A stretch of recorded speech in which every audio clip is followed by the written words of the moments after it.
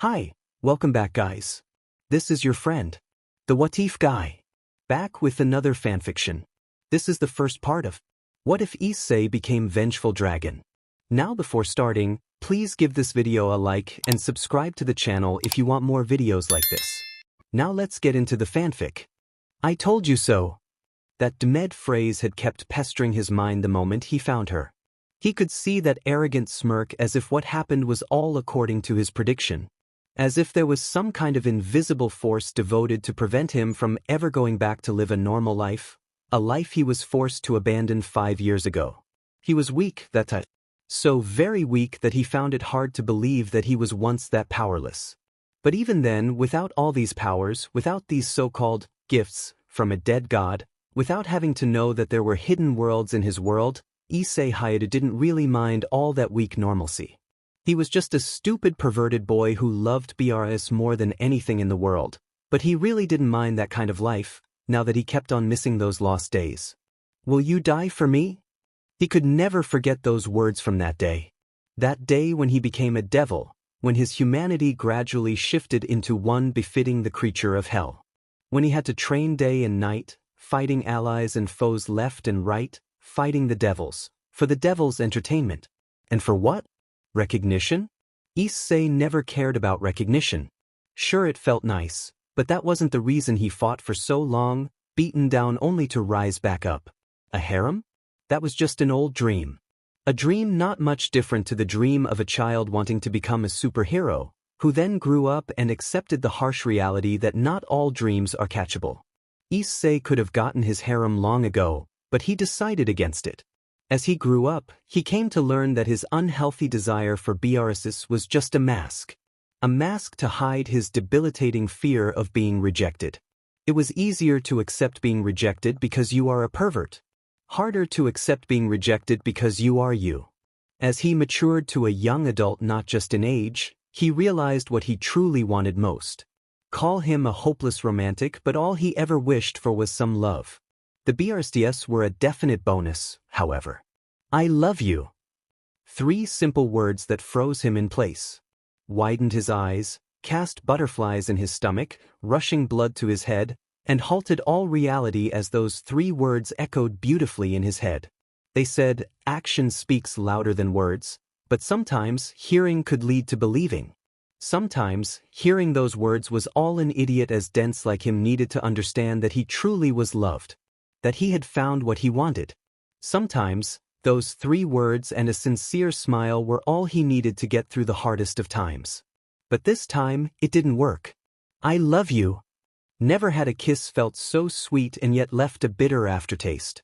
Those words escaped her lips like a final sigh.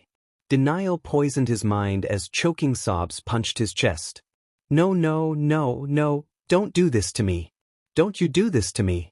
You can't do this to me. A sob punched through his throat. Please, don't do this to me.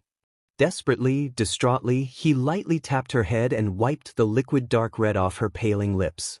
She was so beautiful that she couldn't possibly be gone. Someone this beautiful couldn't be gone already. But she was.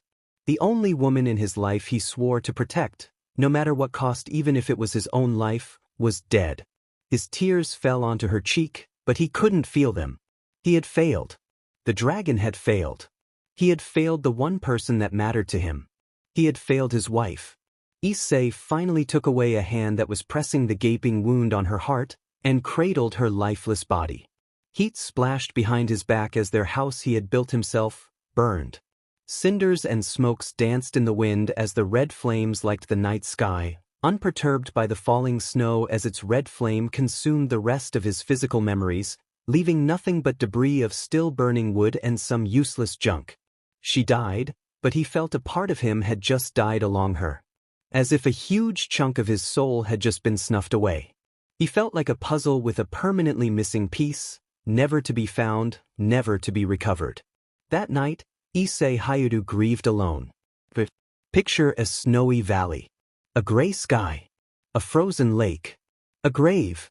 Surrounded by trees, hidden from sight, away from civilization, the dragon buried his wife nearby an oak tree where she used to sing him a quiet lullaby. He could still hear her soft voice, whispering, bewitching him to the earlier days when the only thing he had to worry about was staying awake so he could listen to her. Her reverie was cut short as another spoke to him.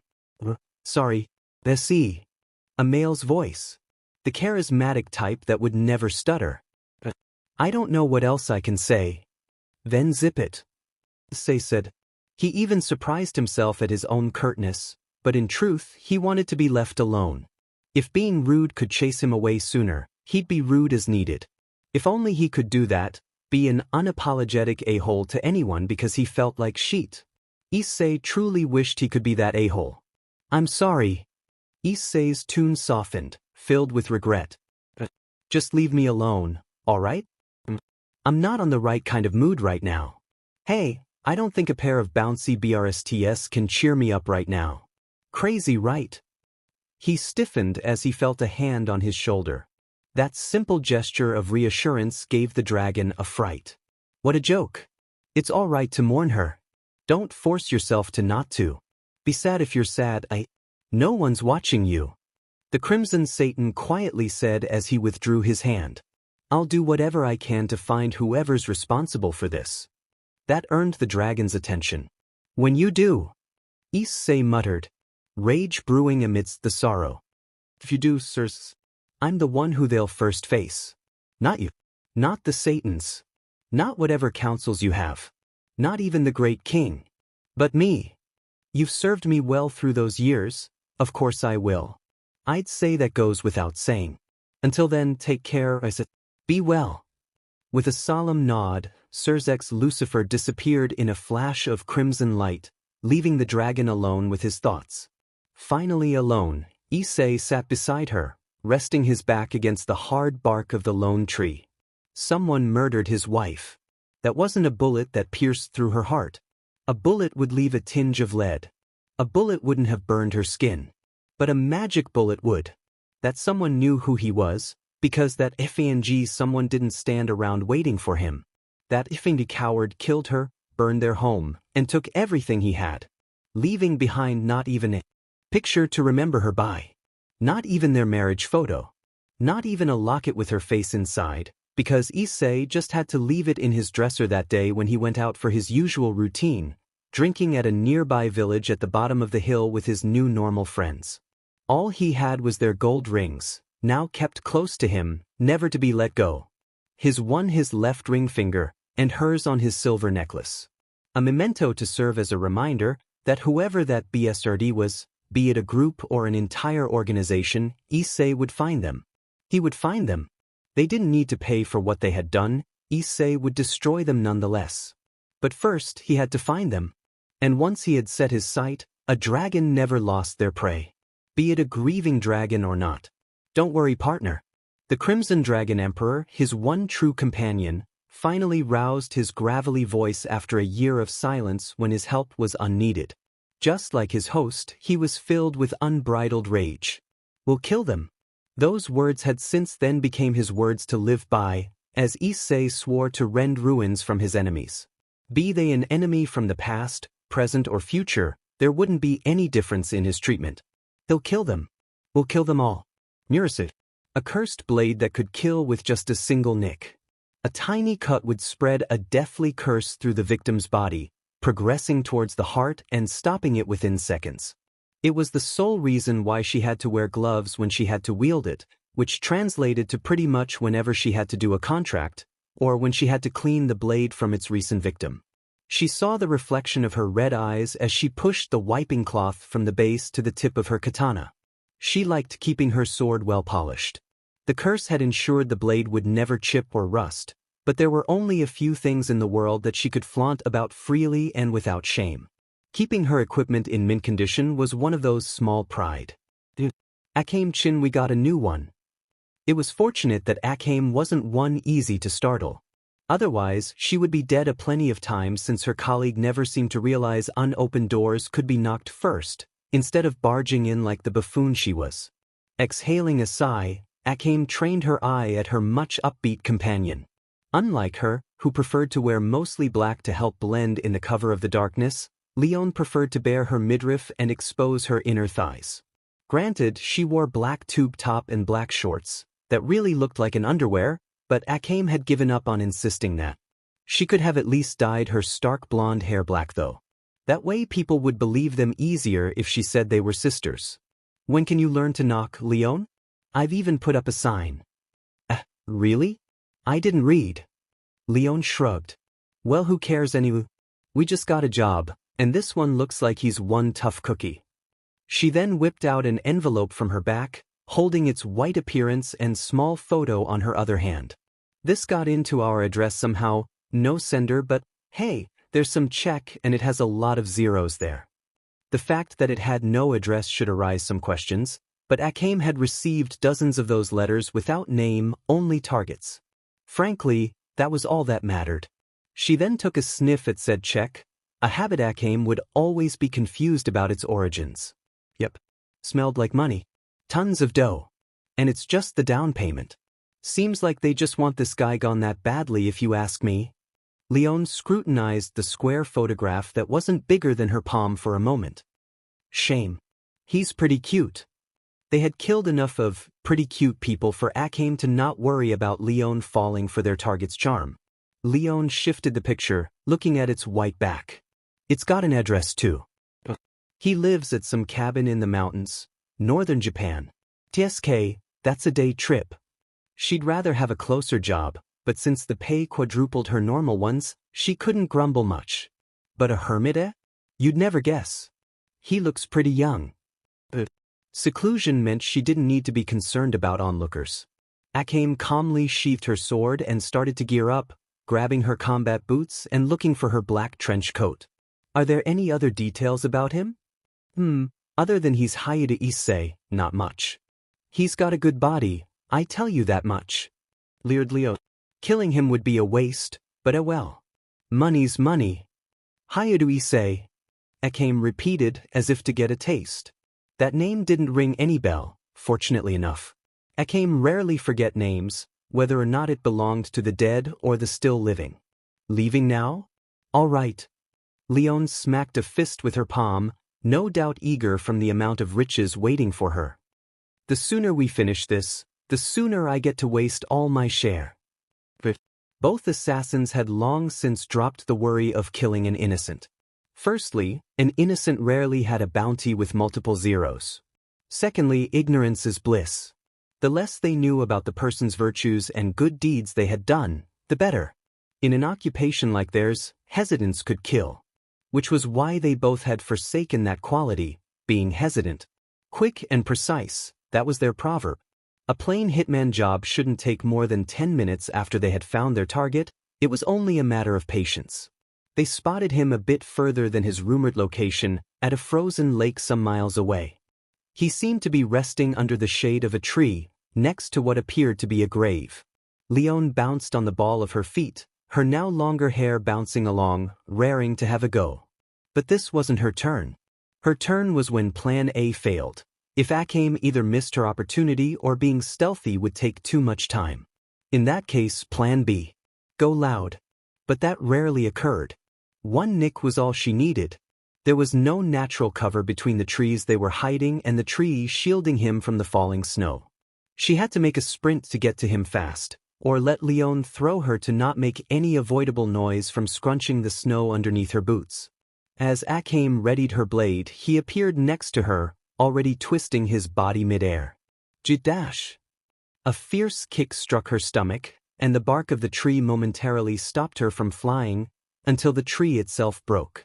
Winds buzzed her hearing as Akame flew and crashed, tumbling across the thin sheet of snow. Blood spewed out her mouth. Well, you're not so boring as I thought, aren't ya? Leon gladly chipped in from her spot that was next to Akame until she was blown away. Strengthened by her beastly power, a single blow of her now clawed fists could punch through a body like paper, not to mention the speed alone was like a bullet. Shock momentarily coursed through her thoughts as she thought wrong. Not only he dodged it almost without effort, he drove a fist up her jaw that would have shattered her skull if not for Lionel's heightened resilience. She was sent airborne still, but flipped back down a distance away from him, now fully aware of what he was.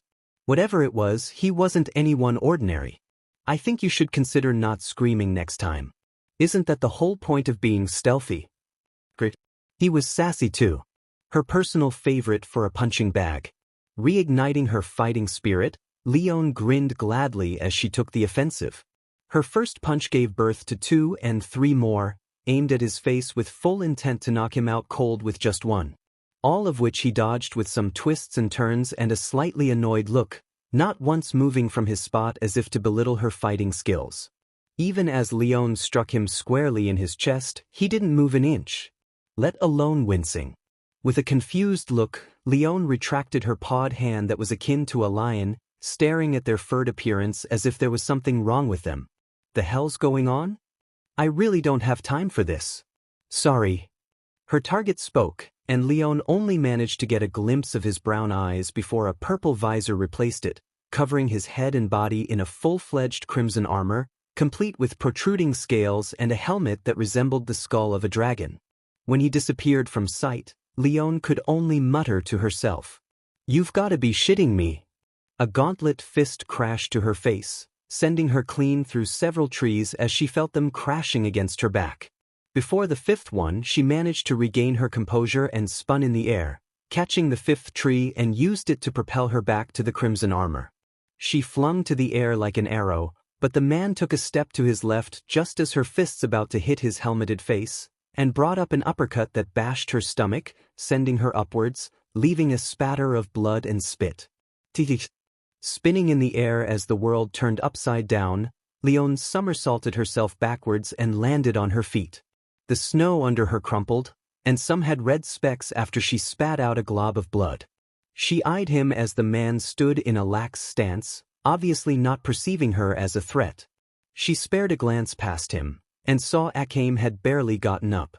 She was still sitting down, clutching at the torn part of her black shirt as she struggled to breathe. Ugly red and blue bruises marred her fair stomach.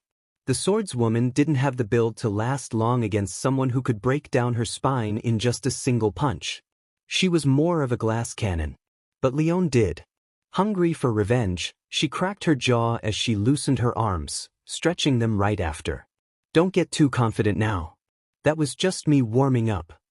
She expected another sarcastic reply, but the armor made little reaction, aside from tapping his foot. "Tisbisardi, taking me lightly, huh?" No one underestimated her and lived. Armored or not. Bright yellow aura emanated from her body as her long wavy blonde hair seemingly flared like flames. In truth, Issei had never underestimated anyone. He let them think that he was taking light on them, but he never did. He treated all fights like his last, even to fights that had an obvious outcome such as this one. Mostly his opponents would get mad, and let loose on him to show their worth, which sometimes did increase their power, but sometimes also made them fight driven by emotions. Unlike the roaring blonde brawler, Issei kept his emotions in check. There was no sorrow. There was no room for hesitancy. No room for mercy. Mercy was reserved until the fight was over. Only focus and flaring resolve to annihilate resistance. Leon rushed at him and let loose of a hail of pinpoint punches. Jaw, solar plexus, and the center of his chest.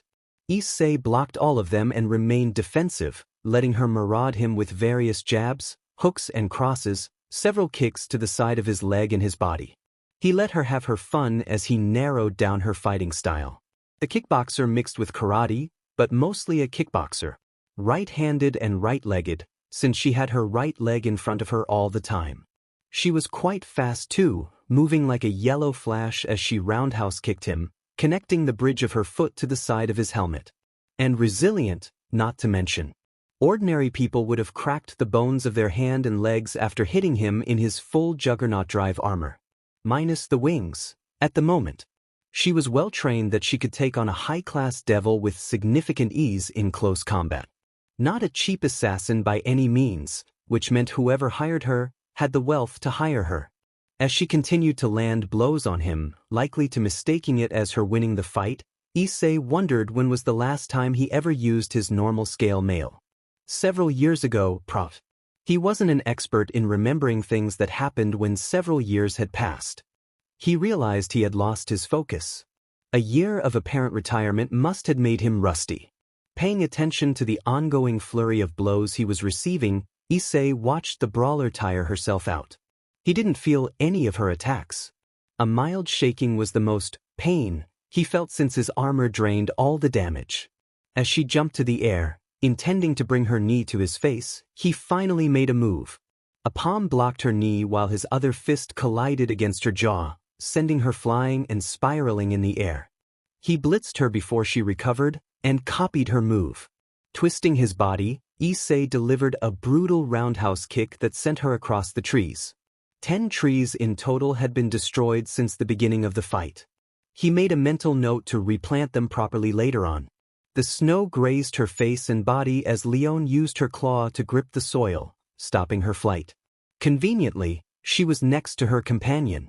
"Are you okay?" "Yeah, sorta." Though still clutching her stomach, Akame finally recuperated from her injury. She might be more brittle than her, but Akame wasn't exactly that weak. Either that she couldn't handle a punch. She just couldn't handle a punch from a Vengeful Emperor Dragon wielder. She had only noticed he wasn't a human when he started donning that armor. She thought it was only a replica. She thought wrong, obviously.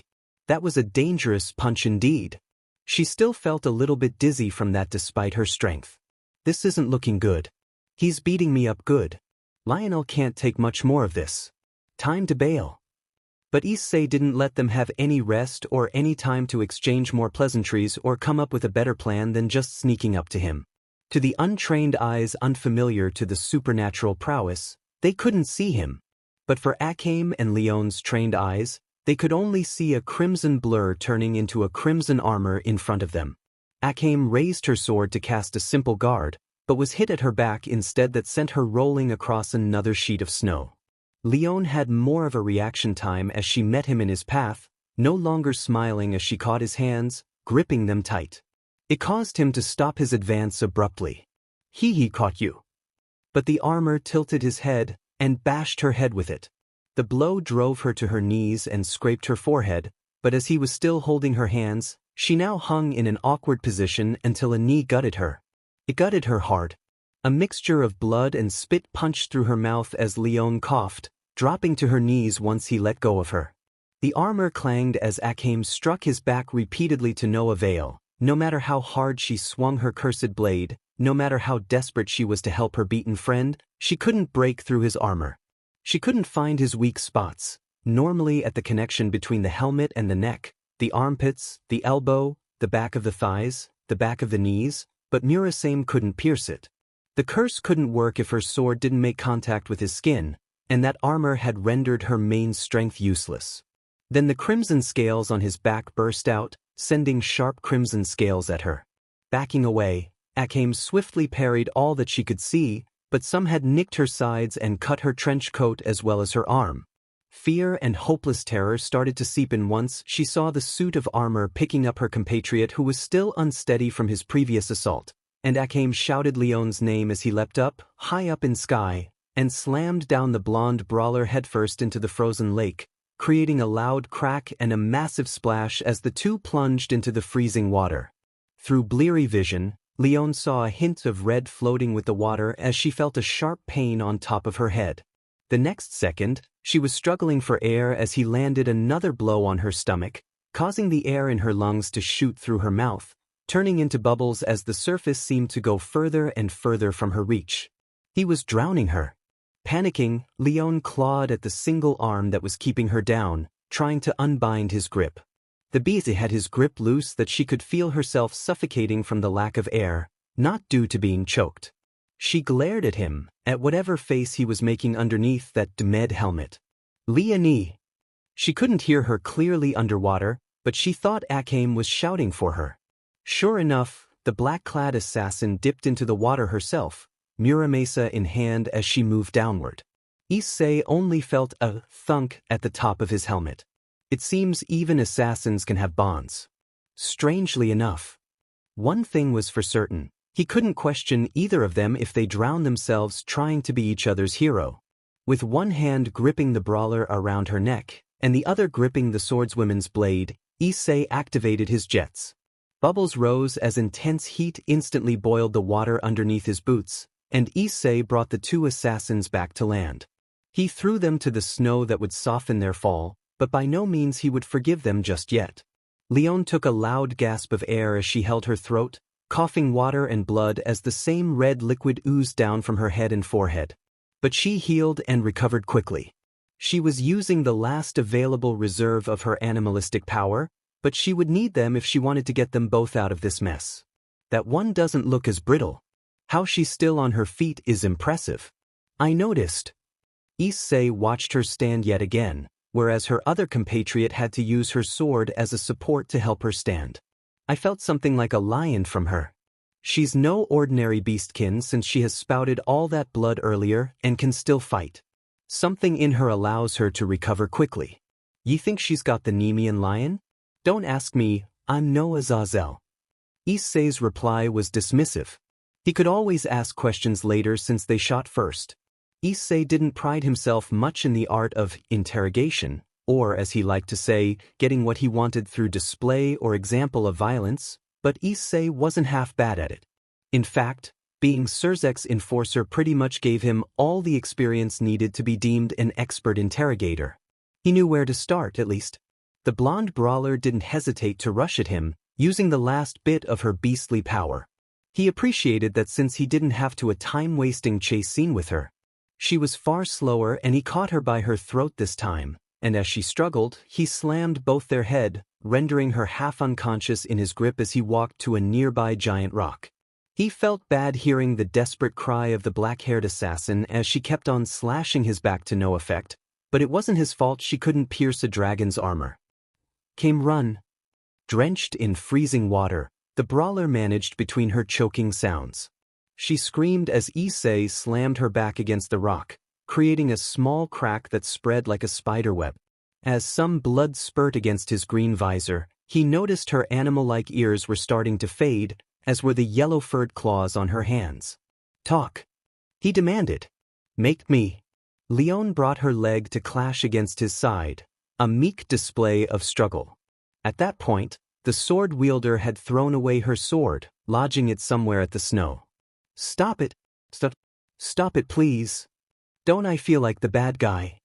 But an example needed to be set. And though he had set a massive one, Issei felt like relieving some of his stress.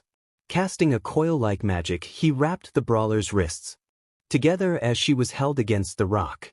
For a moment, he allowed all his feelings to resettle inside him. Then he unloaded his grief, all his lament, his anger, all his frustrations, all his regrets, into one brutal blow right to the brawler's gut.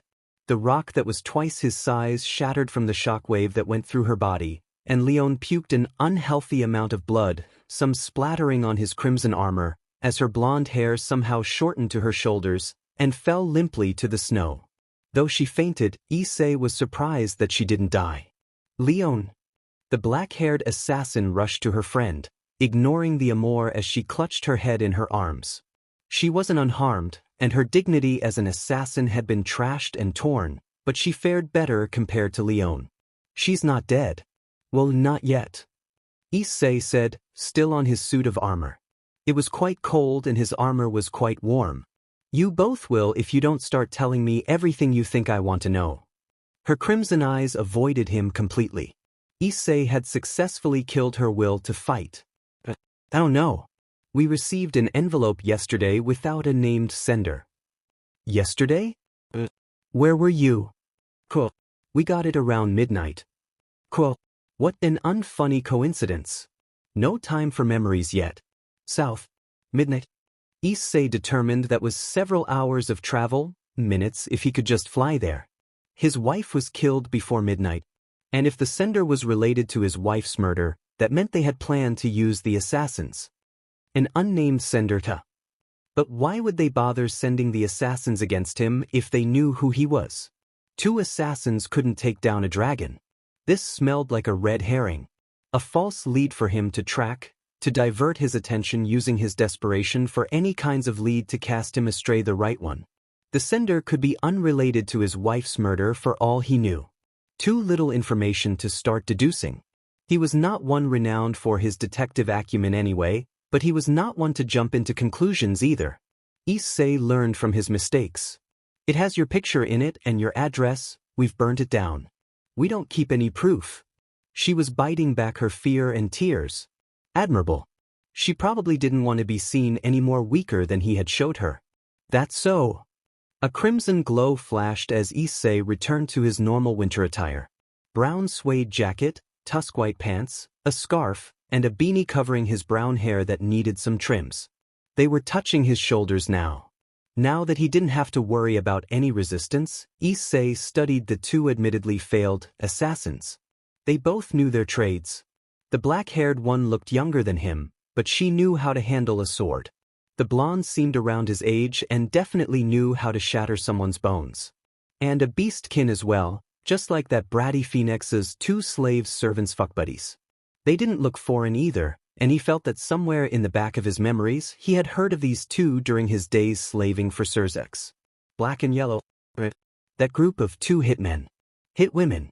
The high-class devils often hired them when they needed a discreet approach in eliminating some threats from smaller houses.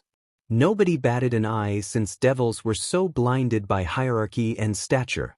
Some individual devils were worthy of praises, but overall, it was one garbage society, filled with chauvinistic nobles who couldn't accept the fact that their race was dying, and their whole idea of purity in leadership was a sad, distant dream.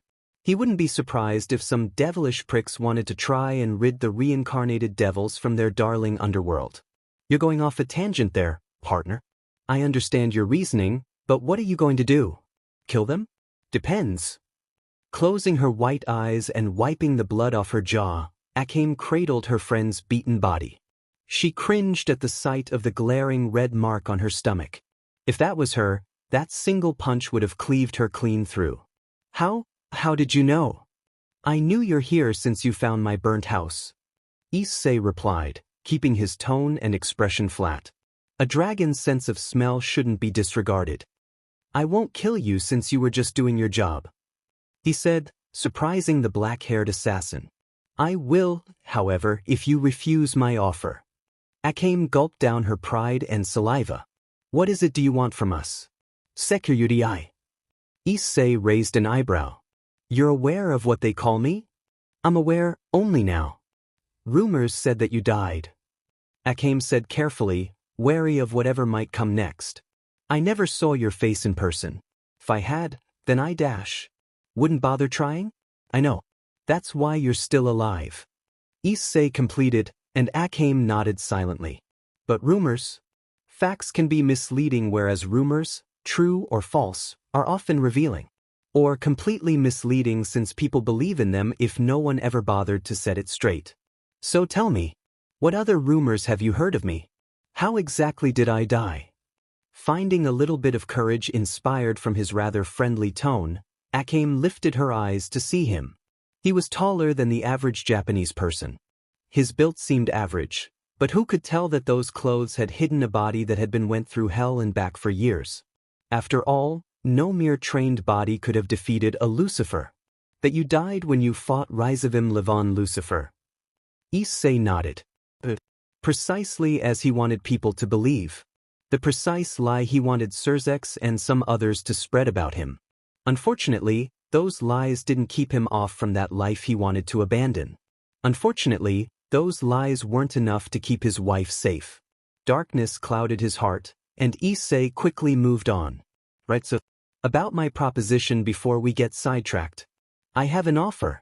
You two becoming my spies, and find whoever the hell hired you, or I can kill you right here, right now, and spare you the trouble. Akame hesitated. Was she really weighing death and a life of servitude? If so, Issei gave a little push to his desired answer. Of course, if you agree, you'll get paid. I'll even look after your friend, free of charge. I won't treat you harshly or be rude, I just want to hire you. But swear to me that you'll find whoever sent you. Swear to me that you and your friend will obey whatever I say. Don't worry though, I won't make you do what I won't do myself.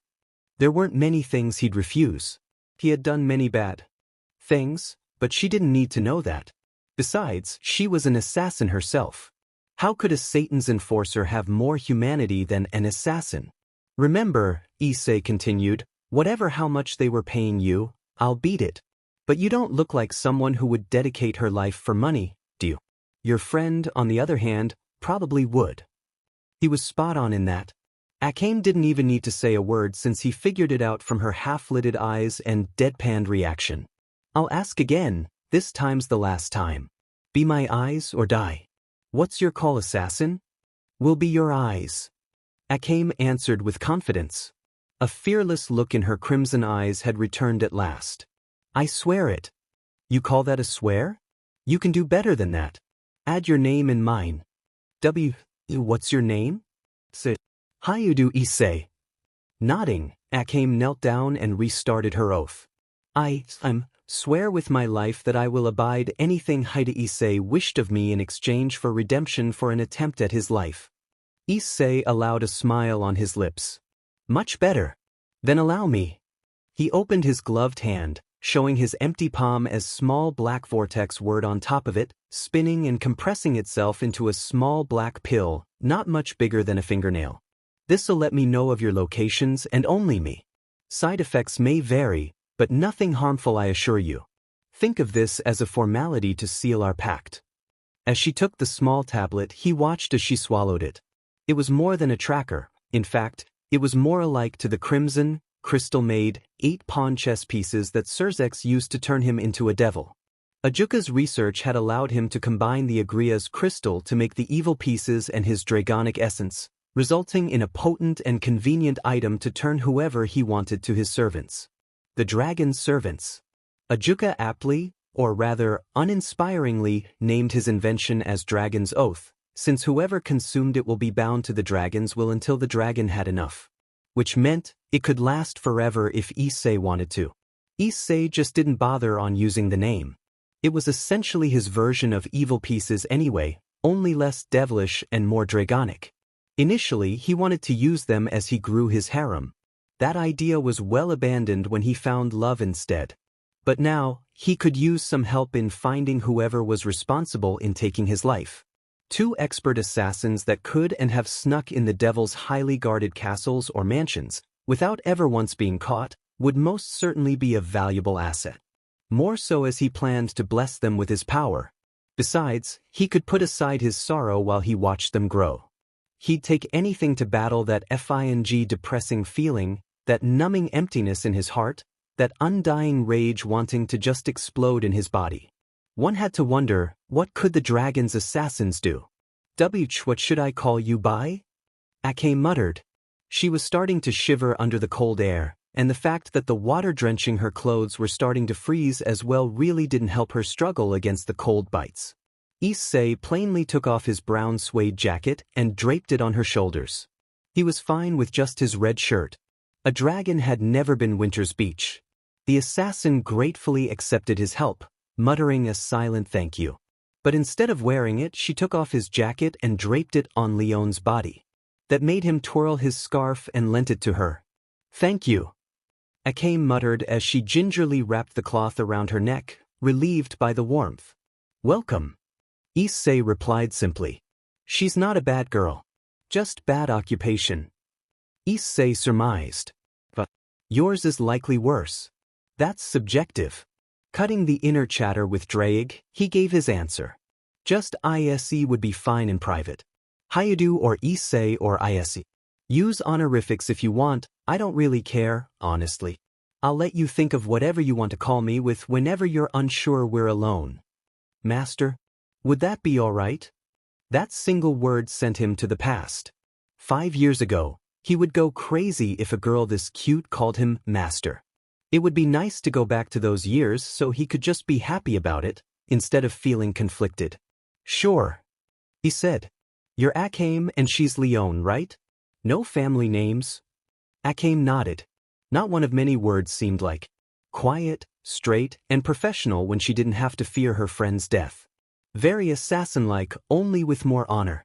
Why did he have to go back to this entire thing again? Sooner or later, those magical idiots would notice his apparent revival. He'd get dragged in new and old troubles. He'd have to face idiots who think they could stop him, or use him to their advantage. But to hell with all of that. Heaven or hell, realm of the dead, Olympus, Grigori, Clipitha's remnants, Whatever they came from, it wouldn't matter. Even if he had to beat down every single deities to get the truth, he'd do it. All for her. Without realizing, Issei had let his sight wander over the distant grave under the untouched oak tree. He had made sure the fight would never reach there, not even leaving a tiny scratch on either grave or tree. He succeeded in doing so.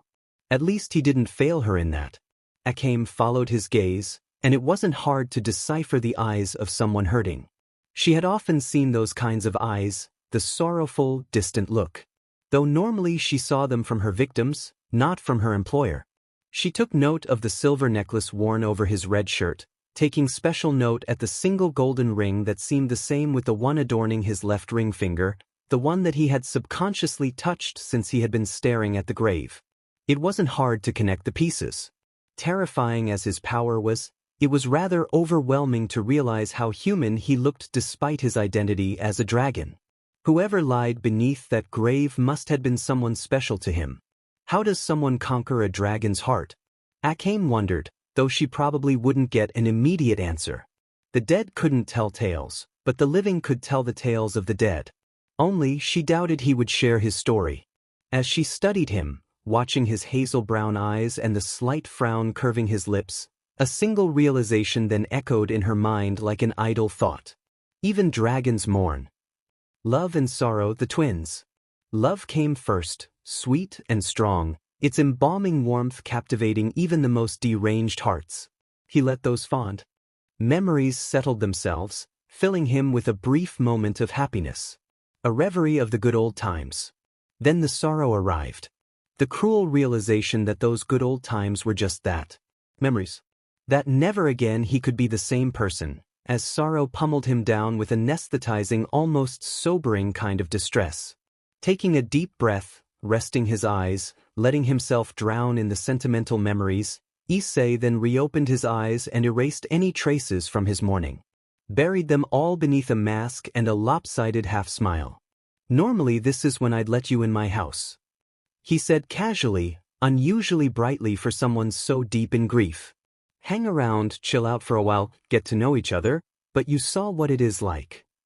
I'm sorry. Akame nodded duly, this time with a slight expression of sadness.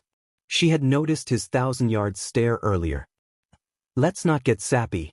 I'd book a hotel, but hotels don't usually accept weapons or injured people. Neither do hospitals. Do you have a place? Temporarily? We've recently bought a house in Kuo. Issei didn't make any face, but inside he felt his stomach tied itself to a knot. Of course, it had to be that place. It couldn't be Tokyo, it couldn't be in Kyoto, it couldn't be somewhere further south or maybe the next island. It had to be Kuo. Had to be his hometown out of all places. Issei didn't let his mild surprise show. I thought assassins stay nomadic. We were thinking of settling down for a while, actually. Akame admitted. The deposit for you added enough to last us several months. Unless Leon burnt them all in women and booze. Oh. Issei scratched the back of his ear. Sorry about that. It's all right. Akame muttered. Please don't be. It's our loss. Master. You don't have to keep calling me that every time you speak. Either way, he had set his next destination. Crimson scales materialized out of the thin air just inches away from his body, appearing like tiny shards of glasses, before plummeting themselves over his skin, forming a nigh-impenetrable armor that was like a second skin for him. The whole process occurred under a blink of an eye. Akame shifted away as her new master knelt by her unconscious compatriot. Bruises from earlier fights had started to show on her unprotected stomach, marring the toned skin, which meant Lionel had lied in dormant again. Which meant that the Nemean lion had been beaten down so significantly that it couldn't heal its host's body. The thought caused the assassin to shudder as Issei picked up Leon to his arms, but Akame realized, lions don't stand a chance to a dragon. Come. Issei ushered, stretching out a gauntlet hand. Its dark green jewel reflecting the high sun. Hang on to me. For years he had spent away, and this city had never changed. He could see his high school and its 2 buildings, its gym and the place where the kendo girls changed their clothes. The park and the fountain where he died, the shopping district he used to play arcades until the sun came down. Memories of his old, peaceful life echoed fondly, temporarily easing his grieving soul. Are we there yet? A terrified shriek erupted on his back as Akame was clinging for her dear life. She had her arms around his neck, while he carried her still unconscious friend, now wearing his jacket over her raunchy black tube top. Because he had other passengers, Issei had to slow down his speed gradually. Otherwise, he'd break their neck from whiplash. He stopped just among the lower clouds, and used enough basic concealment magic to hide them from any watchful eyes and causing an uproar in social medias. It was afternoon too, and he didn't like the heat of the sun that much after getting used to a wintry place. Leisurely, he landed at the backyard of a house that was their hideout, taking off his magic as they were protected by the tall brick fences. Rather in plain sight, but there was a reason hidden in plain sight existed. "We're here," he said plainly as his juggernaut armor disintegrated into millions of tiny crimson pieces. They phased through their bodies without harm, before completely fading like a melting snow. "You can get off my back now." "Thank you." Akame happily hopped off his back, grateful for land. Although, it didn't take long for her to regain her composure. "You're impressive, master. I've only told you the city and address, and yet you knew instantly where to go. It's not that impressive once you figured out the magic," Issei said dismissively as he took in the outer appearance of the house. Same exact house he had come to miss from time to time. His old house that didn't look much different to its neighbors. "Nice house. Do you know its owners before?" "An old couple," Akame replied. Her voice and expression were straight, but her legs were still shaking a little from the extremely speedy trip. "They passed away several years ago, if I recall correctly. Natural causes, it seems." "Ah, is that so?" Age was just a number until he realized he wasn't the only one growing older. It's sucky having to bury your parents, and it's sucky more knowing that you weren't able to give them the grandchild they so wished on doting. He still remembered their words when he offered them a longer life. An extended life as a supernatural, but they had to say no. "We've lived as who we are for nearly our entire life, son. We did what we wanted done. We've been happy, we are happy. You make us happy, dear Issei. Our happiness lies within you. Now we want you to find where your happiness lies. You have your own world now. Don't bother yourself with us old bones, maybe a couple of visits from time to times, maybe when you finally get us a grandkid or grandchildren, no?" "Haha." Issei swallowed an invisible spit. He was dozing off again. He never dozed off. This whole thing was really taking its toll on him. But it was all in the past. A sorrow buried under a new one that offered a fresher kind of pain that kept gnawing him from time to time, reminding him the reason why he was here, and not in his burnt-down house. "Want me to leave you be for a while?" "Yeah. That'd be nice." With that, Drake severed their mental connection, no longer able to hear his host's somber and sobering thoughts. "Please, make yourself at home." Akame limped to the back door as she took out a set of keys hidden underneath a clay pot. Picking a key, it clicked as she opened the door. Issei smirked. The same lazy security measures even for new residents. His parents used to hide a spare house key there too, for him to open the doors whenever he stayed late at his friends'. They were rather loose with him, but he knew they treasured him so much. After all, after 3 failed childbirth, how could they not? He was their pride and joy. Issei hoped they could turn a blind eye for all that he had done as a devil, and all that he would do to those that wronged him. He wished for his parents to rest at ease.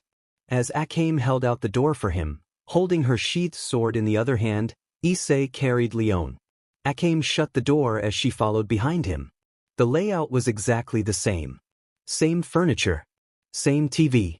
The same end tables his mom would put just because she didn't want a corner to feel lonely. Some dust here and there, but nothing crazily dirty. These two kept their house fair. He lied Leon on the tan couch.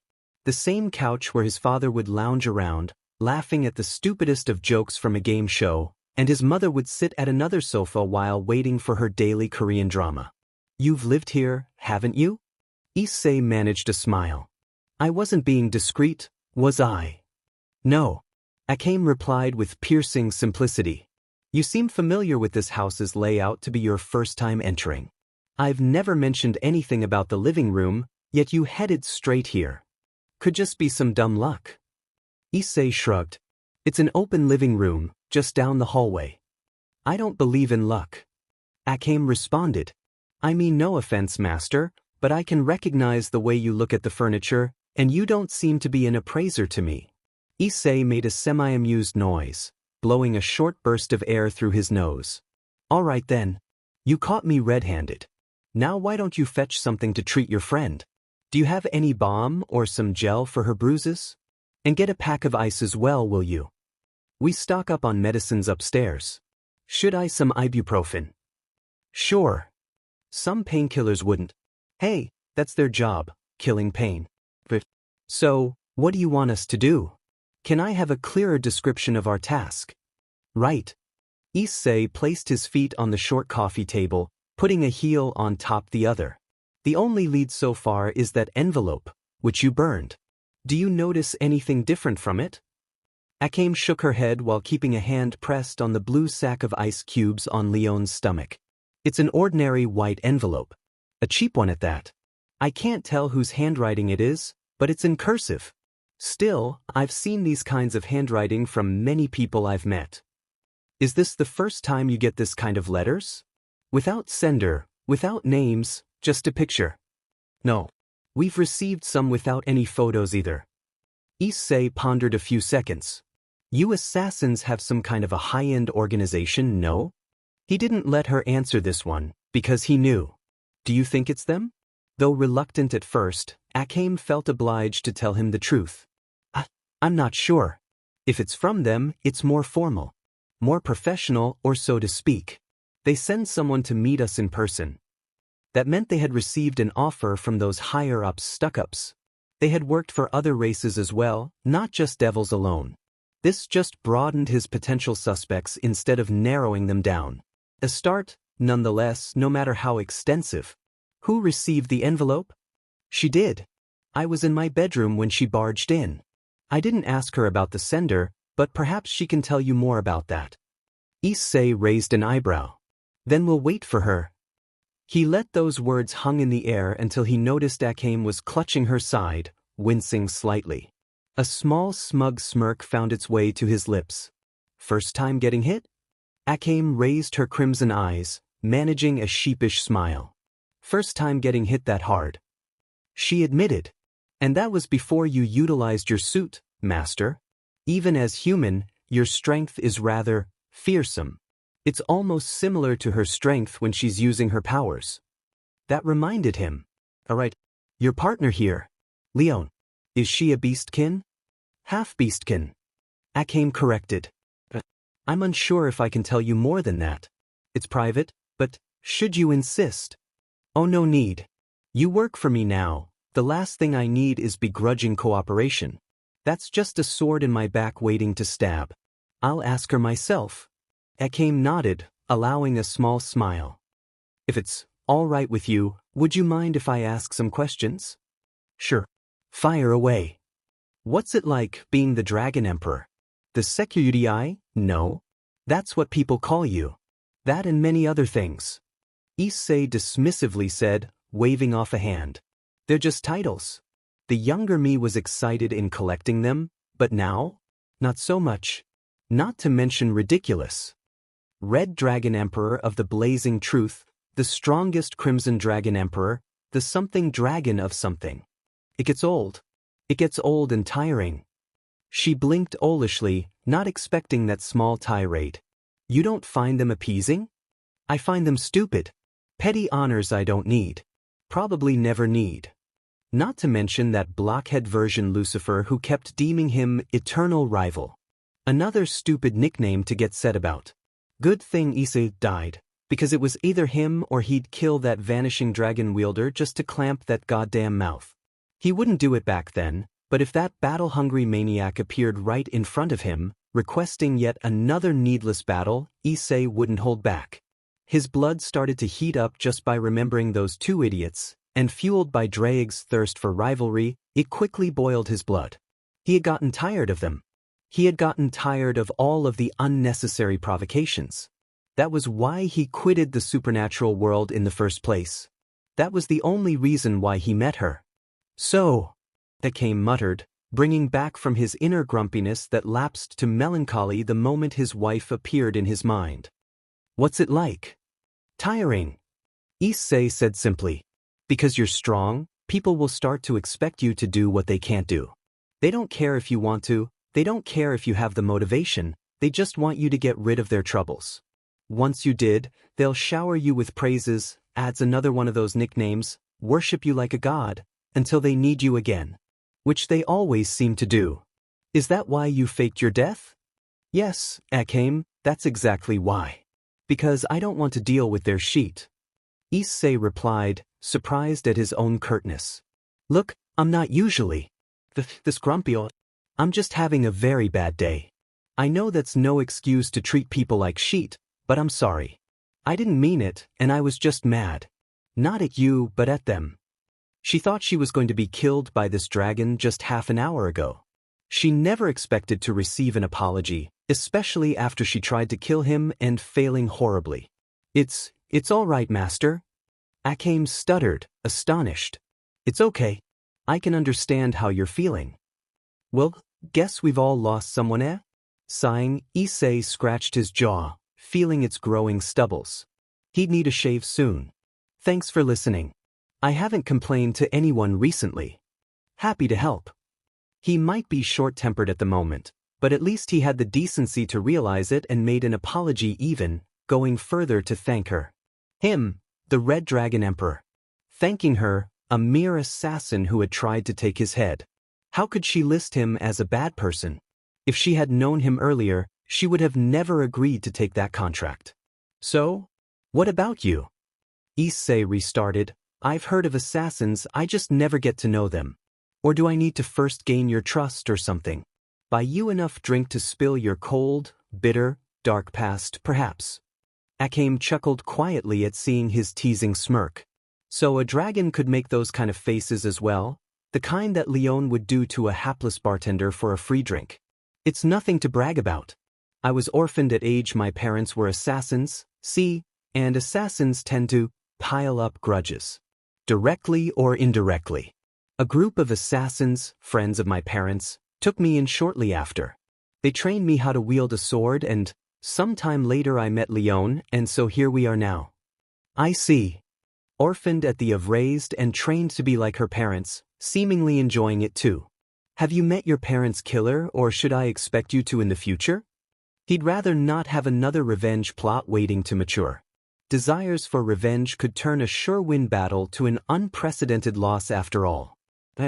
Around a year ago. Issei picked up the hidden intent of his question. Don't worry, I made sure I've ended the cycle right then. I spared not a soul. Good. That was one less thing to worry about. He didn't care if she had killed wives or children. As long as it ended right there and then. As long as there was no one pursuing her because of her payback, he wouldn't judge, because he'd do the exact same. Issei eyed him curiously.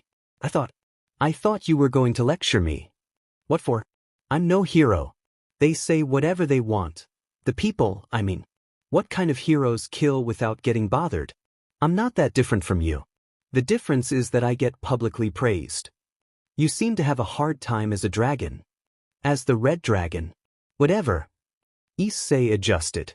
I don't know. I thought I like helping people. Made me feel good. Made me feel useful.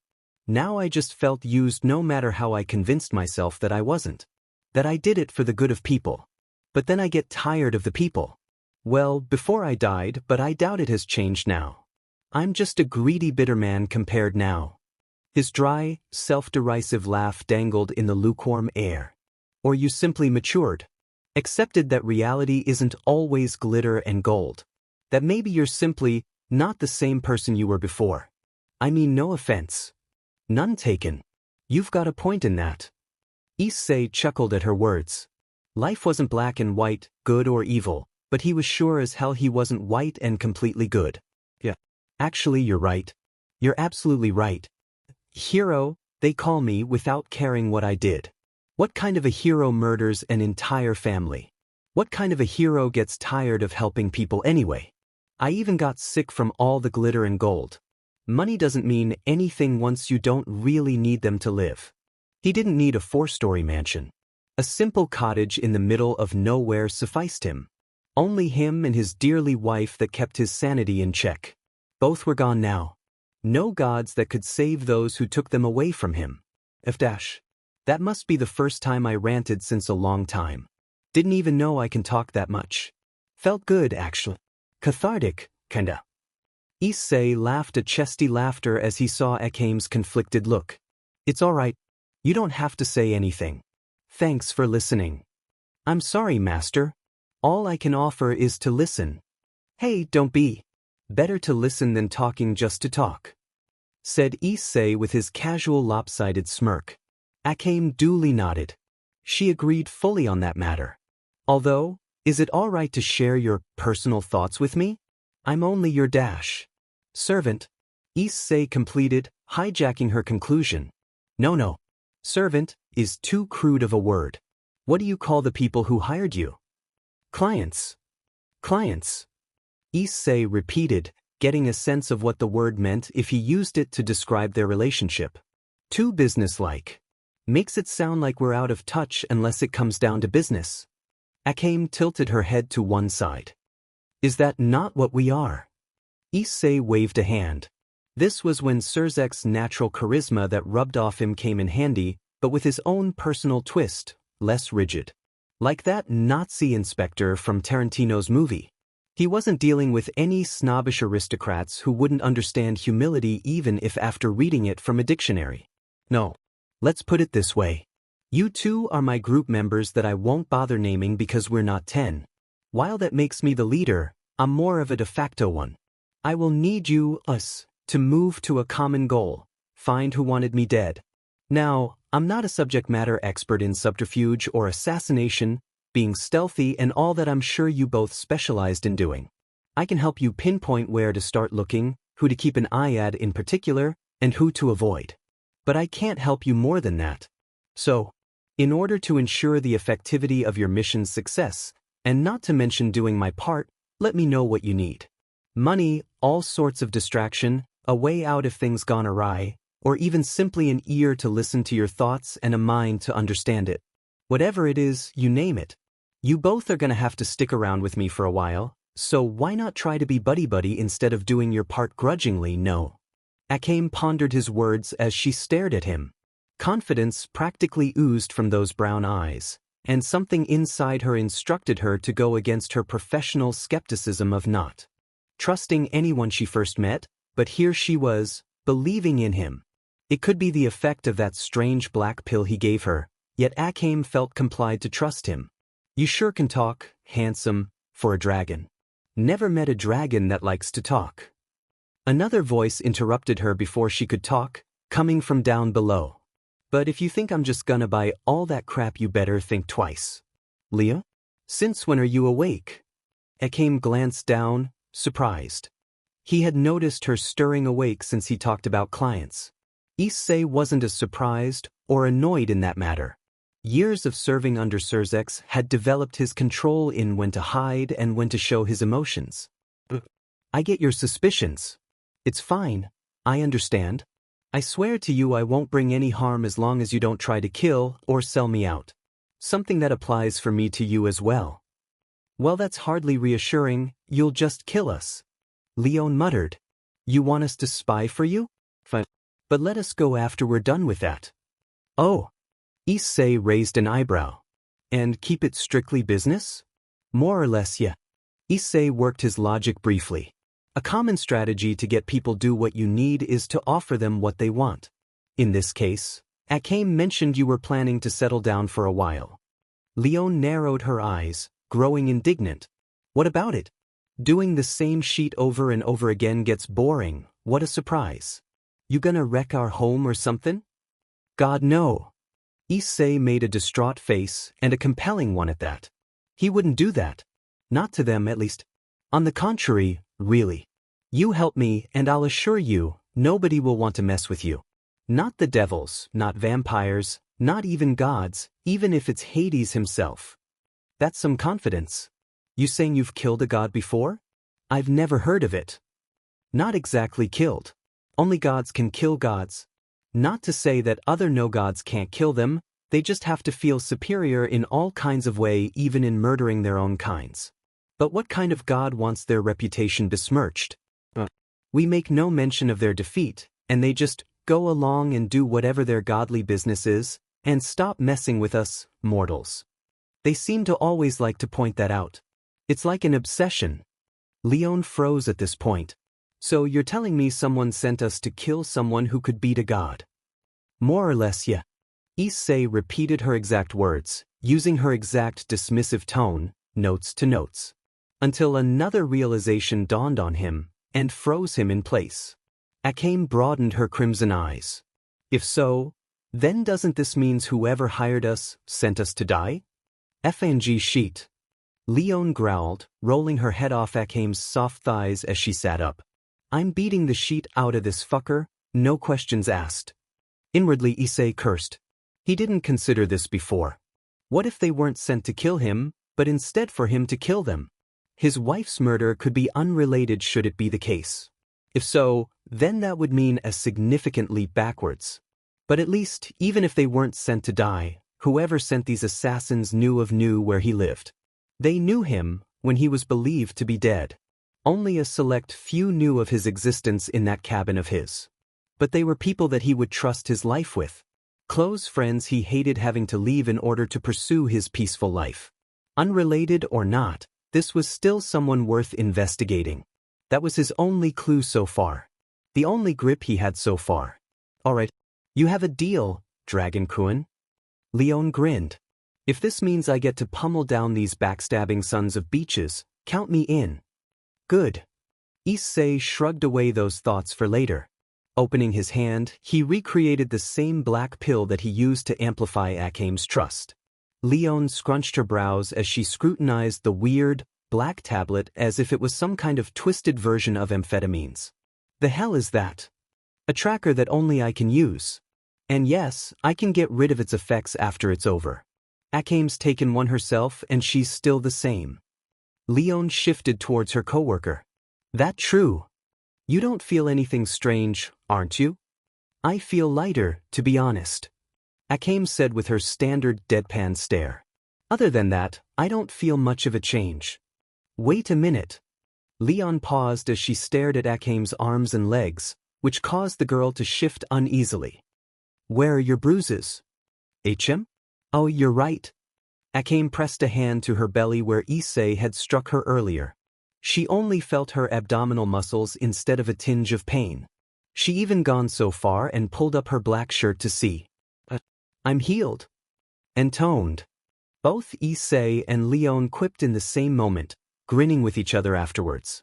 All right, big boy, there's no way that pill is just a GPS tracker. If you want our collaboration, you better spill the truth. Issei leaned back, raising his hands as he made the black pill vanish. All right. So it's not just a tracker, but a steroid as well. Kind of. Minus the drawbacks, of course. Before Leon could complain him for drugging Akame, Issei continued. Ever heard of evil pieces? Those glassy chess pieces devils use?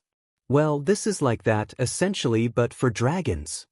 Leon kept her earlier suspicion. Don't tell me you haven't used this before you used it on her. I did. Issei's confident smirk waned as he sighed. It doubles your strength as much as you can handle. Doesn't help much if you're a normal human being though. 0 to the power of however many numbers is still 0. Akame quickly understood his meaning and felt she had to change the topics.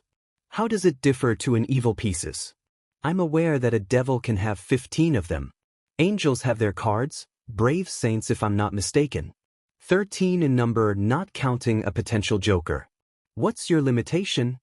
No idea. I've never used it more than once. But let's say the more I make, the less I can give. Issei said in a simple manner, before elaborating. Before I go into details, you know what boosted gear does, right? Both nodded. Great. That saves time. Like the evil pieces, my pill gives you strength. But unlike the evil pieces, It only increases your strength as a whole instead of its specific attributes only. Basically a queen piece or an ace. I don't know if it's as potent or not. If it's up to me or the one who consumed the pill, your guess is as good as mine. More to that, usually I can channel these boosts to my allies, people I fight alongside. With as long as they're in range. Transfer, that's the name. So he didn't have to fight and actually try, but he left this part out. That pill you saw eliminates that range. The kind of connects our soul together if you want to put it that way. So far, I can only do a transfer when I want to though. Maybe send me a text message if you need one. Ajuka hypothesized that the power transfer will divide itself equally if I send it to multiple users, which is probably right. Dude's a genius. Leon exchanged owlish glances with Akame. So, what is she now? Is she a human or some sort of a reincarnated dragon? She's a human still. Don't be silly. Dragons can't reincarnate. They're dragons, not phoenixes. Issei sniggered. Just say she's a human with a dragon's blessings. How about that?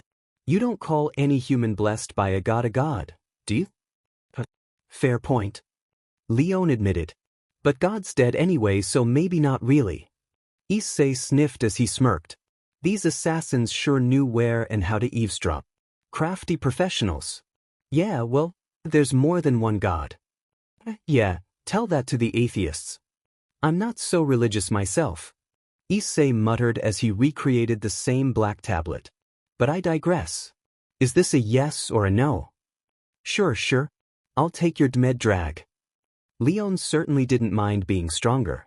Though the idea of being tracked around wouldn't get out of her system soon enough.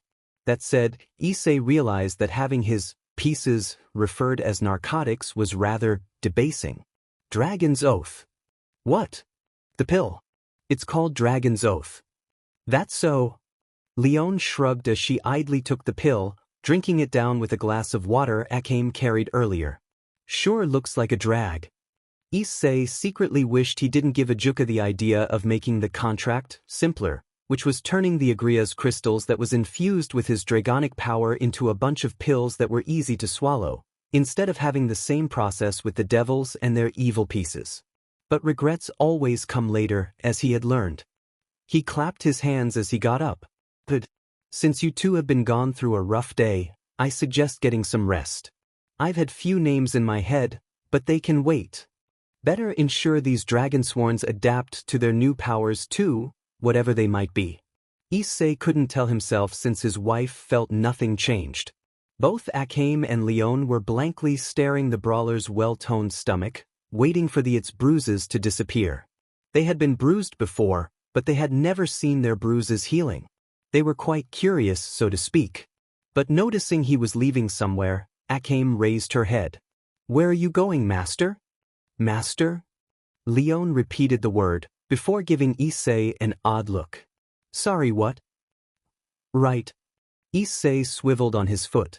I'm supposed to be dead, all right? Saying my name out in the open is taboo.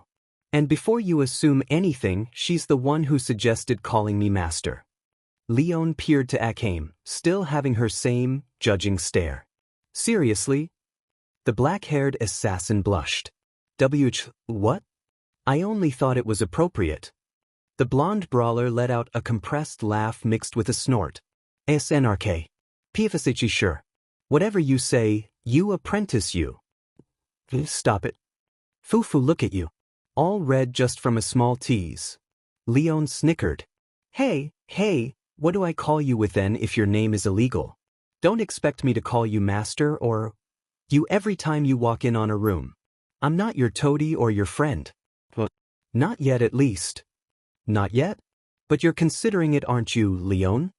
Issei sniggered, the quiet kind of laugh you do when something was mildly funny or interestingly funny. I'll seriously consider it after you buy me a couple of drinks. Until what? Until you're drunk enough to make me fuckable? Oh, I won't be needing any drink for that. Don't you play coy with me with your false modesty. I've met people like you and your nice guy acts when you're just a bad boy underneath. Yeah? Do I look like a bad boy to you? What part of me look like one? Issei leaned by the side of an arch that separated the living room and the hallway, crossing his arms, inadvertently stretching the arms of his red shirt, causing Leon to smirk and leer. Biting her lower lip, Leon replied, "I'd start with your arms, maybe?"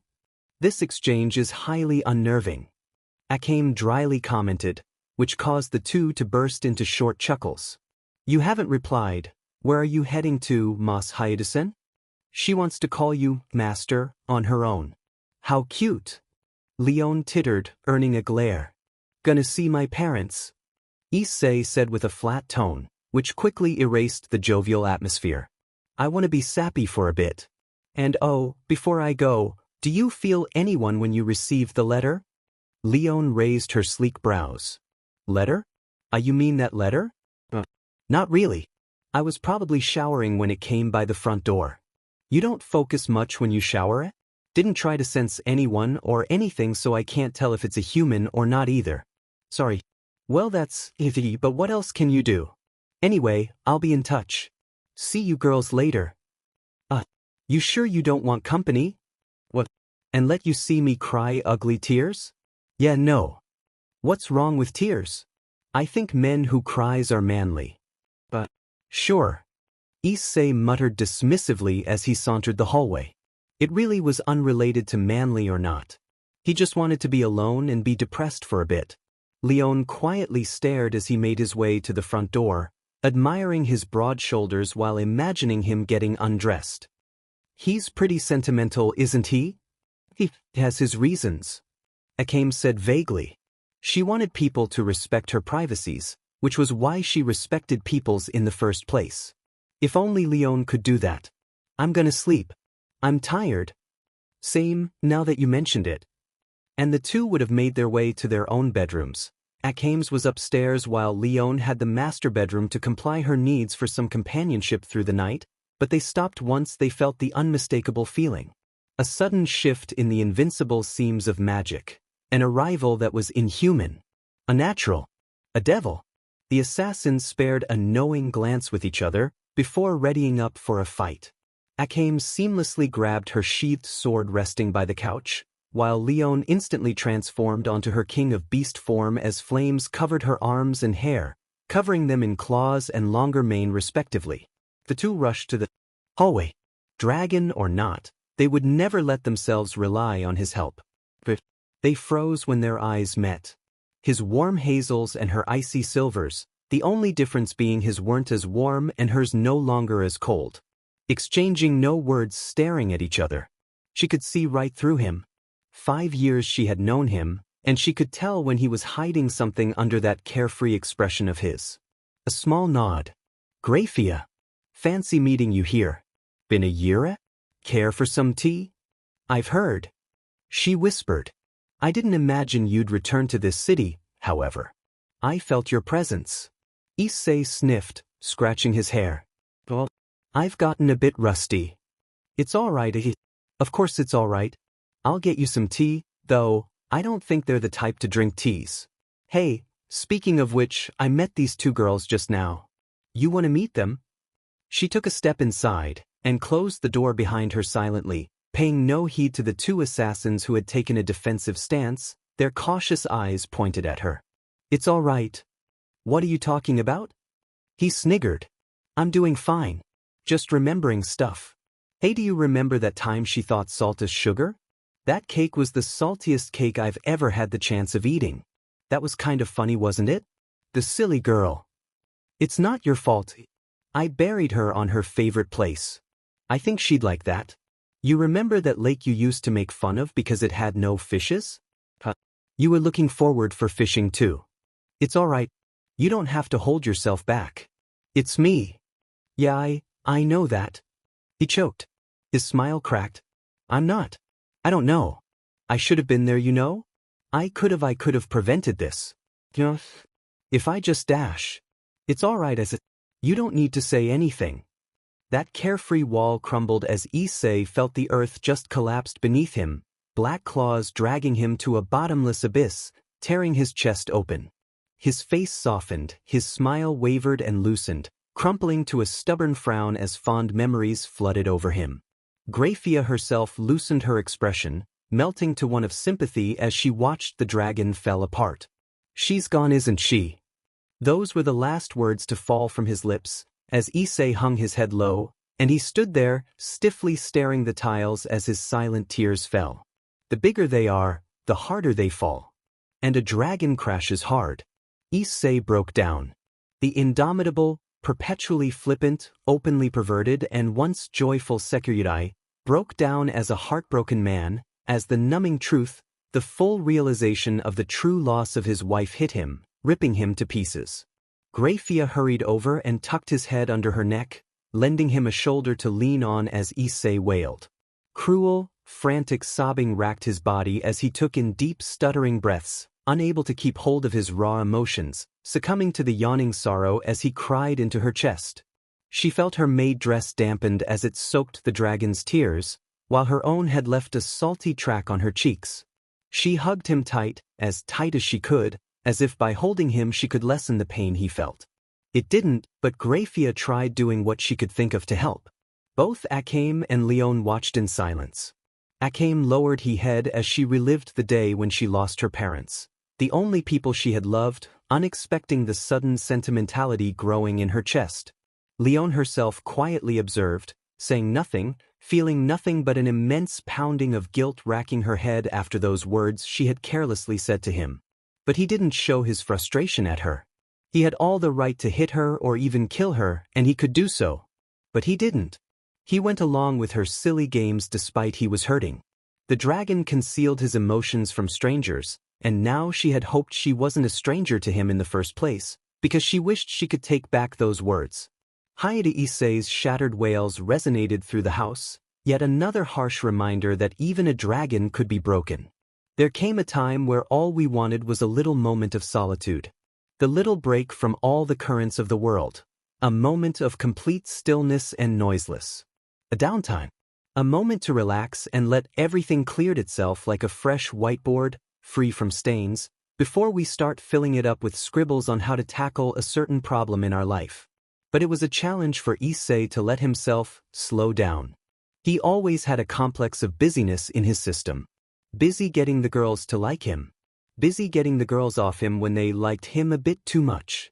Busy smashing the head of impertinent devil to the edge of a very expensive end table who didn't know better than to swindle a bit of money just because he thought Surzex wouldn't notice.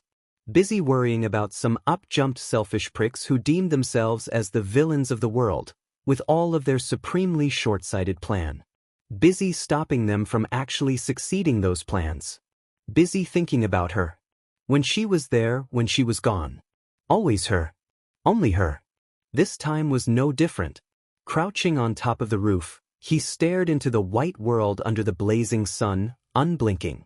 Cold winter wind breezed through him, lifting his messy brown hair off the nape of his neck for a brief moment. His stare was empty like an abandoned tunnel, but his mind was sharp and clear. Focused and ready.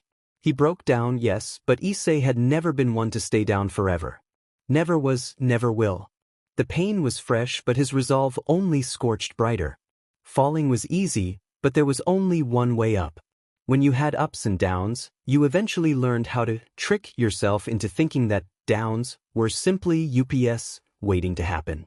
As long as his wife's murderer remained at large, nothing in or out of this world could bring him down. On the contrary, actually, he'd tear them down if needed be. He would go through hell just for her. She was his everything.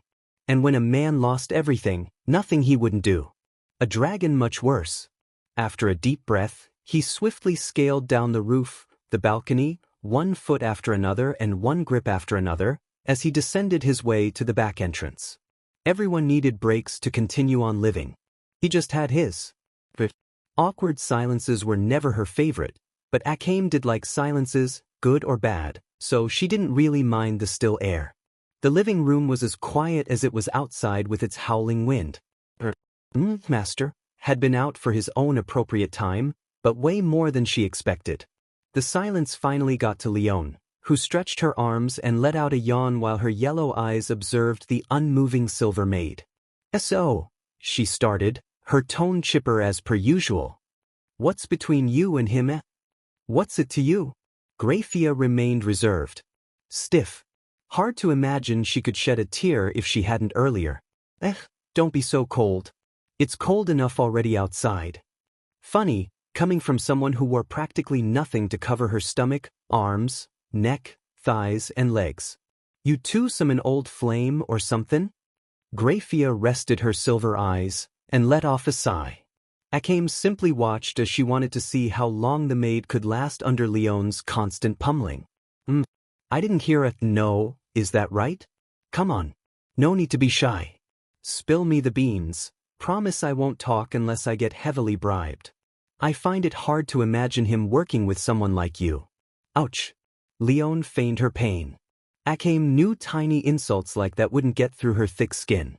The cold didn't either, thanks to the beast within her, or just her own really. Well, the guy defines it as working together, but I've got a feeling I'm just gonna work for him, honestly. But I won't get into technicality cuz I don't care as long as I get paid. You don't care. So what's in it with you and him, HM? HM? Were you two a thing before? Yeah. He jumped to another ship. The devil glared at her, her eyes practically colder than winter, yet burn hotter than the summer. Oh, hit a nerve did I? Leon winced, smirking still. But wow. What kind of girl that he'd pick over the frosty ice queen? What's she like? Pretty? Cute? Prettier than thou? Cuter than me? That's not for me to say. Born a beastman, and coupled with her naturally stubborn determination, rejection was not something she accepted easily. Oh come on. He'll never tell me that. Let me in on this juicy secret of yours. And you think I will? The pugilist shrugged. Won't hurt to ask. It took all her resolve to keep Grafia from annihilating this blonde whelp from existence, showing nothing but a composed face and at most a strained neutral smile. If not for the fact that this assassin would be working under him, she'd probably have. Leon, I think you've teased her enough. Akame stepped in before things turned ugly. They were still recovering and she'd rather not put her life in danger over her friend tongue-in-cheek figure of speech. Ah, but you know me Akameki, enough's never enough. The unlikely trio froze at the sound of a clicking door, but relaxed as they realized it was likely to be him. Shortly after, Issei emerged from the hallway. Grafia almost immediately stood up, genuine concern replacing her stoic facade. Seeing her upturned red lips caused him to smirk. Still the same woman he knew a year ago, ice cold on the surface yet mellow in the core. And speak of the devil. Leon tittered, waving a two-fingers salute. We were just talking about you. How's you feeling, big guy? Sufficiently adequate. Issei replied without putting much thought, though it wasn't really a lie. Big words for a big guy. My big words vocab is far smaller than you'd think, he said, settling to just lay his shoulder against the wall instead of joining the hot seats while Leon giggled in childish mirth, probably thinking about some mature jokes that involved measurements and DS. Why don't you two get some rest? He wanted to talk with the icy maid. That was blatant enough. Still, one last shot. Shooing me at my own house, eh? Issei paused. Fair point. Let's get out of here then. Gossip here. Promise I won't listen. And then Leon added with a very tiny voice that Akame had often heard whenever she played the gadfly. Too much. There were 4 people in this room, but it appeared one of the adults simply looked like an adult while the teenage one had been clearly forced to be the mature one in their partnership. But Issei wasn't going to shine light on it. Not now, anyway. Just play nice for me, will you? Don't snoop around, this is private. Fine. Sheesh, you're even talking to me like I'm a child or something. Leon booed. Growing old doesn't always ensure maturity, as it appears so. Oh, the silent professional actually has a sharp tongue when allowed to taste some freedom of speech, eh? Surprise. He smirked. Leon impressed Issei as she successfully made the stoic ice queen Grafia rolling her eyes, openly annoyed. But that was enough talk. Like unzipping a dress, Issei tore the fabric of reality itself, opening a black slit at the air in front of him, revealing an enormous space inside it. Naturally, the assassins freaked out in their own unique manner. Akame was surprised at first, confused at why there was a black entryway inside her newly purchased home. Leone was more eloquent with her surprise. The F is that? It's my safe space. Issei replied bluntly, taking the maid's hand as he entered the black void. It's the void. We won't be long. See ya. As the two entered, the black dimensional gash shut itself like a wound closing. Unnerved, both Akame and Leone waved their hand at where said door was hovering in the air, feeling nothing but air, and a sudden reminder that this guy was really someone they shouldn't have f'd with from the start. But in the empty dimension known as the Void, where nothing less impressive than a dragon could live in, the perfect spot to talk undisturbed, and stars and galaxies decorated the giant room like lamps, except more stellar and downright magnificent, giving a rather romantic scenery despite its inhospitable nature. A neat trick he begged a certain dragon of infinity to teach him so he could have uninterrupted sweet lovin' with his hermets, or when he wanted to be cheesy and clingy without someone saying a nearby settlement needed his help. At least, until he tied the knot. The fact that this was the only place in the known dimensions where the dragon could be openly NTMT and affectionate was something Graphia knew all too well, and despite his trouble, she couldn't help but trace back to a time when they would spend some alone time here. Where she could be freer with her emotions she had to bury deep down. Inside the protected space where the void couldn't rip her apart, Issei lied back against the invisible wall, crossing his hands, adopting his usual posture. What is coincidence? You happening to be in my hometown right when I visited it. That was a light tease, Graphia realized. I suppose you haven't heard. Kuo is under Ria's supervision now. Issei raised an eyebrow. Oh, the young spoiled miss finally get her own city to play with? Good for her. Graphia shook her head. You don't need to belittle her. She's doing well, all things considered. Is she? So why are you there, babysitting her? Nothing seemed to go past him, she rued. A small betrothal problem. Something she's expressed to be vehemently against. Issei snorted. Devils and their whole politically arranged marriage.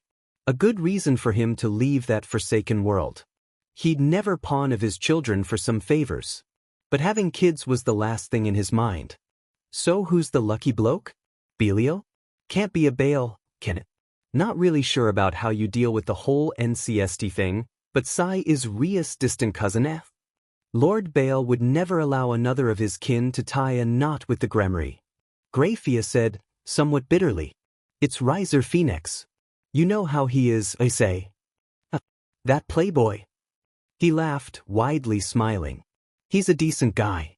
All Phoenixes are. A bit arrogant but he's hardly the worst from your people. Besides, people change. People change. Devils don't. They remain stubborn to their belief. Graphia replied swiftly, shifting among the void to close their distance. Issei snorted. Yeah, you tell yourself that.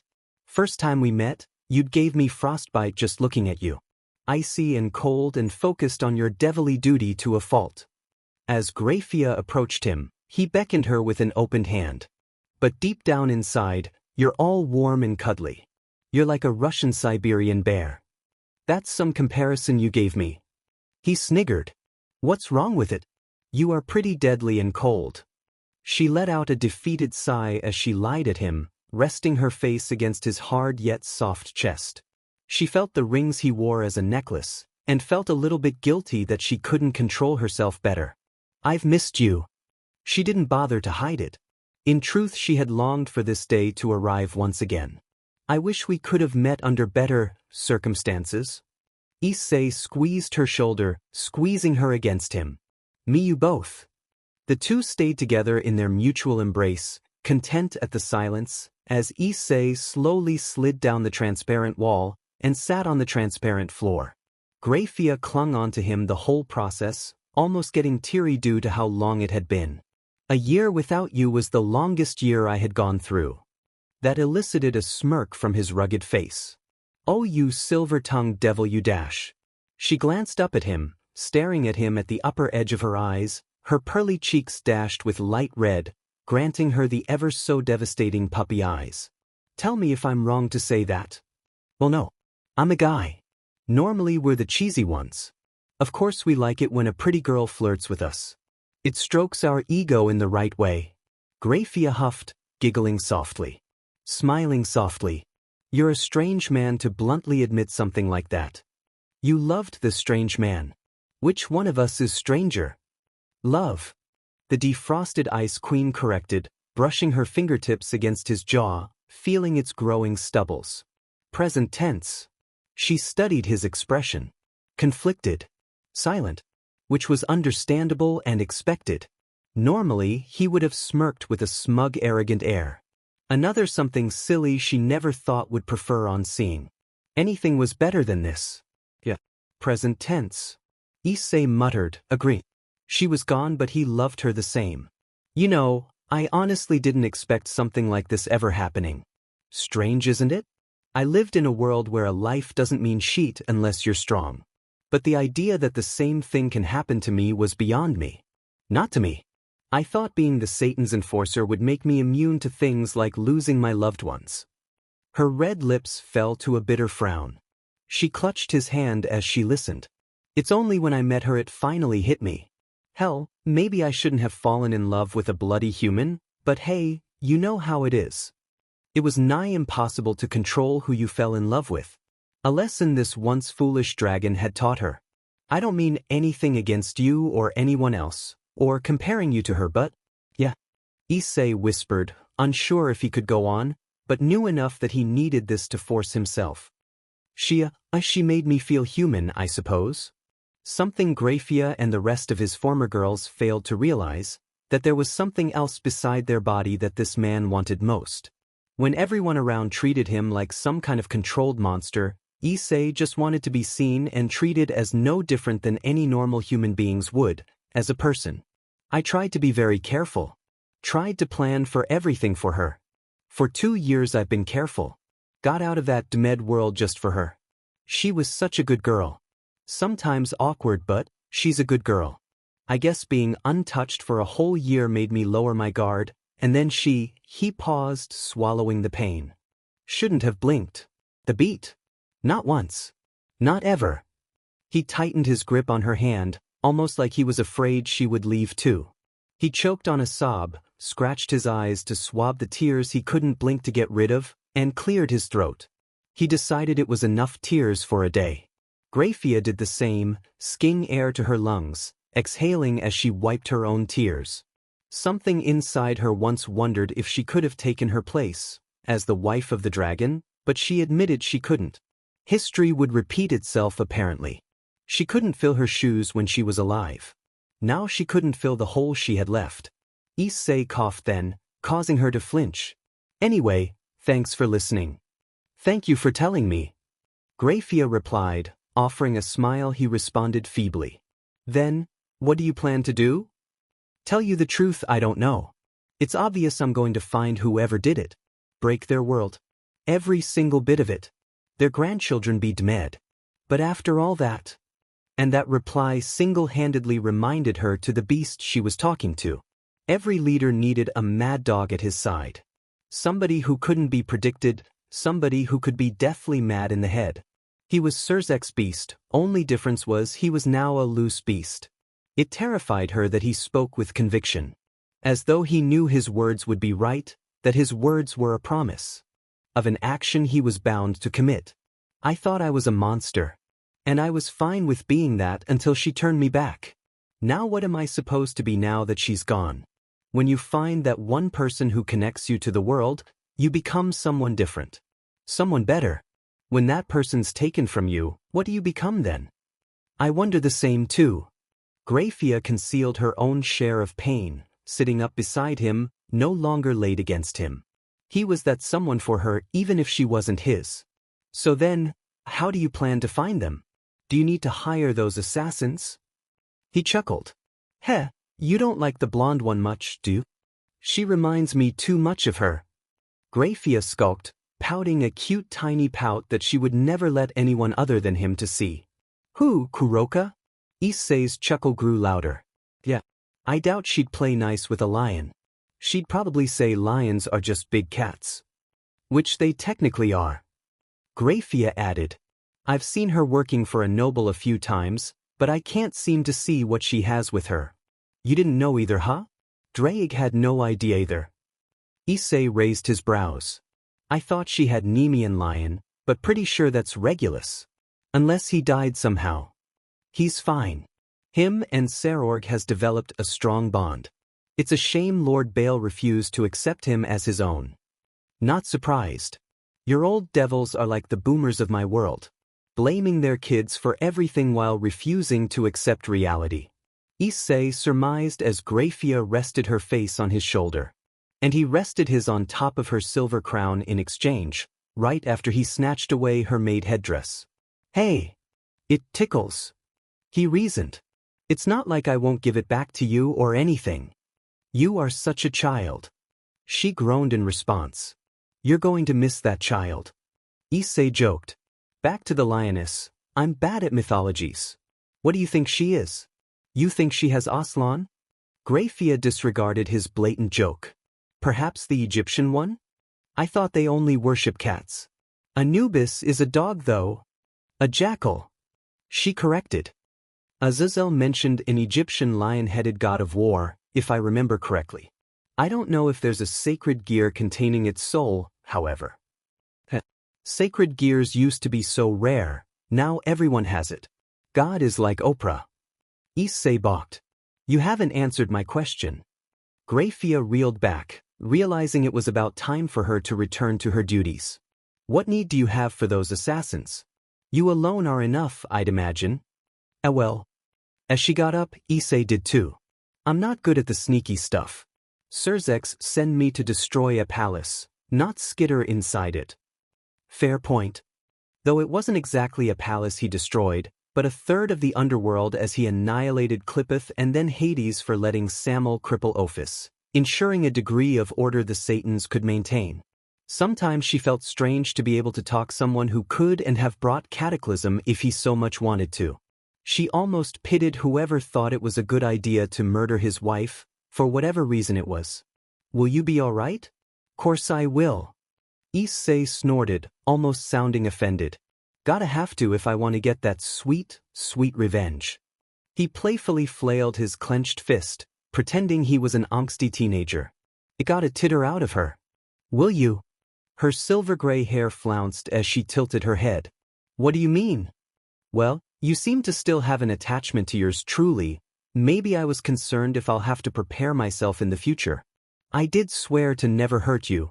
Grafia smiled. You hurt all of us once you chose her, Issei. Touché. He awkwardly rubbed his neck. It's fine. Grafia assured, splaying her hands as she embraced him one last time. He returned in kind. You don't need to force yourself for any of us. Let it heal. I promise I will wait for you, as I have had all this time. Issei sighed, hugging her tight, smelling her sweet fragrance. Really now, I don't deserve any of you. You changed us when no one could. She giggled, smiling softly with both her red lips and silver eyes. Of course you do. There's no other like you. His grin started to form. Gee, stop. You're gonna make me blush. Grafia looked up at him. Years ago he was barely her height.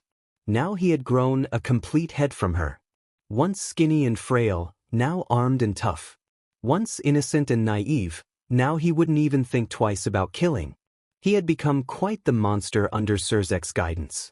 Letting him go was perhaps the hardest thing Surzex had ever done. She smiled fondly. It's hard to imagine the perverted boy would grow up to a man such as you are. He stared at her lips. So lush and red. She was nibbling a little bit of her bottom lip, a subtle invitation he had learned to understand, but one he couldn't accept this time. Normally, this is the time where I'd kiss you. He paused for a moment. Wow. Don't I sound like a conceited arsehole? I sound like every billionaire in those romance novels. I didn't know you read novels. She did.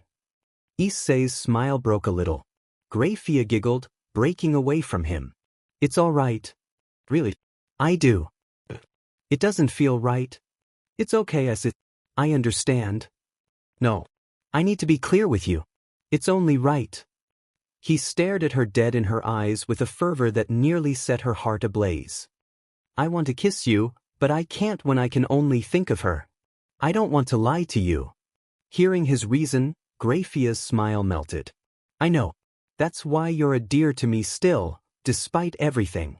I hope you can look back at the time you spent together with a smile soon. It's hard, but I'd say you'll manage. Her words caused him to pause. Wow, Issei couldn't believe it.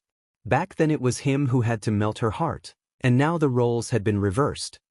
Well, how the turntables indeed. Thanks. Thanks. As you would say, don't mention it. Graphia smiled. So what exactly will you have them do? She asked again, ending his stupor. Surzex is using all his resources to find them as well. What makes you think they'll fare better than his spies? Well, other than the fact that his spies had never once caught them snooping around his own office. Issei gave her a smirk as he ripped open another dimensional rift that would bring them back to where they were before, at his old house's living room, where his 2 assassins were found lazing on the couch, seemingly waiting for him despite his order. Because they're my spies now, Graphia? Going along with history, anyone with dragon steroids are generally better than those who are without. But Akame sat up straight and welcomed him while Leon kept snoring silently on the couch. The maid left not long after the 2 returned in their house. Right? Issei said, staring out at the door, then at Akame's crimson eyes. I think I know who I want you to snoop around first. Not today, of course. You 2 have some rest for tomorrow. Yes. Akame looked almost excited, despite her duller demeanor compared to her partner. Then again, Leon was pretty hyper. Ever heard of Rias Gremry? The Red Dragon Emperor awoke as he always did, flat on his back, on the right side of the queen-sized bed, chest naked, his blankets sprawled due to his sleeping habit of throwing away the blanket when the night winds weren't cold enough, and opening his eyelids without a semblance of effort. Not because Issei was considered a morning person, but because years of self-discipline and having to stay aware in case there was any misguided fools who believed slitting his throat during his slumber was a bright idea. An abnormal habit, but his abnormal occupation birthed said habit. He smiled, chuckling softly as he was aware how silly it was for a normal human, but a normalcy for him. As usual, as he had always done in every morning, Issei rolled his body to his left, throwing his right arm, expecting to find a bundle of warmth. Once his hand was met with a dull emptiness and the smooth fabric of the bed, he remembered. His smile faltered. Right. 5 days, and still he did the same thing every morning. Even though he had forced it in his head before he went to sleep that he wasn't going to find her sleeping next to him, secretly hoping to be proven wrong, he did it again. It was like his brain refused to accept the bitter reality and simply reset itself every morning, forcing him to go through the same torture again. He understood it would be hard. This wasn't like a trouble where he could pinpoint the exact time it would stop being a trouble. When Surzex decided undertaking a pragmatic action would ensure the longevity and stability in the realm of the underworld. Chaos Brigade stopped being a trouble when Satan Lucifer sent his enforcer to erase the threat. Hades stopped plotting a trouble when Satan Lucifer sent his enforcer to take a few rumored strongest Grim Reapers back into the capital of the underworld, Lilith, where he would then take the needed action to get the stubborn black-cloaked entities to spill it. Rizavim stopped being a trouble when he encountered Issei Issei. But his recurring problem wasn't one that could be solved through physical means. Issei didn't know how to handle it. There was no head to behead, no castle to destroy, no needles that could sew or bandages that could patch this kind of wound. He knew when it would end, when he moved on, when he let go. The sooner he let her go, the sooner the hurt would recede. It wouldn't completely heal, this he could tell. There would be times where he'd see a FING door and get emotional because his late wife used to walk through that door. The problem wasn't about him not knowing what to do. The problem was that he didn't know if he wanted to move on from her. Stowing the bitter thoughts to reappear in the next morning, Issei went outside his old bedroom, walked to the door right in front of it, and took a cold shower to wash away these sentimental pondering. But heading downstairs, hearing the sounds of ticking kitchen utensils, he didn't expect to see one of his assassins to be up already. It was barely 7 in the morning for one, they were supposed to be on their surveillance mission for 2, and lastly, none of them could cook anything that wasn't instant even if their life depended on it. Issei rarely ever worried, but he'd rather avoid getting an upset stomach. As precautions, he stepped inside the kitchen to determine who was the cook this time. If it was Leon, he could find some relief since the girl would never cook anything that takes more than 5 minutes to be cooked. If it was Akame, however, Issei would just head out for breakfast, using a morning jog as a reason. It was the latter. "Oh, master. You're awake." The assassin of cuisines greeted him, at the moment wearing a gray apron that was once white. "Would you like some eggs?" "Not at the moment. Not hungry yet," Issei said, inwardly preparing a tactical retreat. There was something he wanted to know first, however. "I thought you left already." "We've gathered enough of what you wanted." Akame pulled a plate from a cupboard next to the stove and slid her sunny-sided eggs over. They looked normal. Runny yellow part and smooth white with crispy brown edges. But Issei had tasted enough to know better than to expect normalcy from her cuisines. Issei leaned against a wall, raising an eyebrow. "Oh, go on then. It's just as you said, they're readying themselves for an unofficial raiding game, training at the Lilim mountain range in the Gremory-controlled region," Akame said as she spooned steamed white rice into her plate. A generous amount of rice. She grabbed a bottle of soy sauce along with her as she moved to the dining room, just next to the kitchen, right beside the living room. Issei followed her with hands folded. "And the phoenix?" "He doesn't consider them as a threat." Akame seated herself on the dining table with 4 chairs. Issei sat in front of hers. 10-game win streak tend to give one an unhealthy amount of confidence. Out of 12, he lost the first 2 on purpose to gain a favorable relationship from the other houses. "Please excuse me. Politics." As Akame took her first bite, Issei wrinkled his face. That said, the phoenix wasn't all bark no bite it seemed. "You think the princess has a chance?" Akame chewed down her food and swallowed it before continuing. "None at all," she bluntly put. "She has talented individuals in her peerage with well above average skills and capacity." Leon weighed that individually, each of them worth 2 of Riser Phoenix, not counting his queen and his bishop. A queen was well to be expected, but a bishop? Who's his bishop? Revel Phoenix. His own sister. Issei raised a brow. "Well, that explains it." 2 devils with near picture-perfect regeneration could easily render Ria's power of destruction moot. A perfect counter, simply put. He knew Rias was talented. All of the Gremorys were. She was far from par with Surzek's level of mastery, but the girl had the aptitude. She only lacked the strive to make her reach that limit. Aquino as well.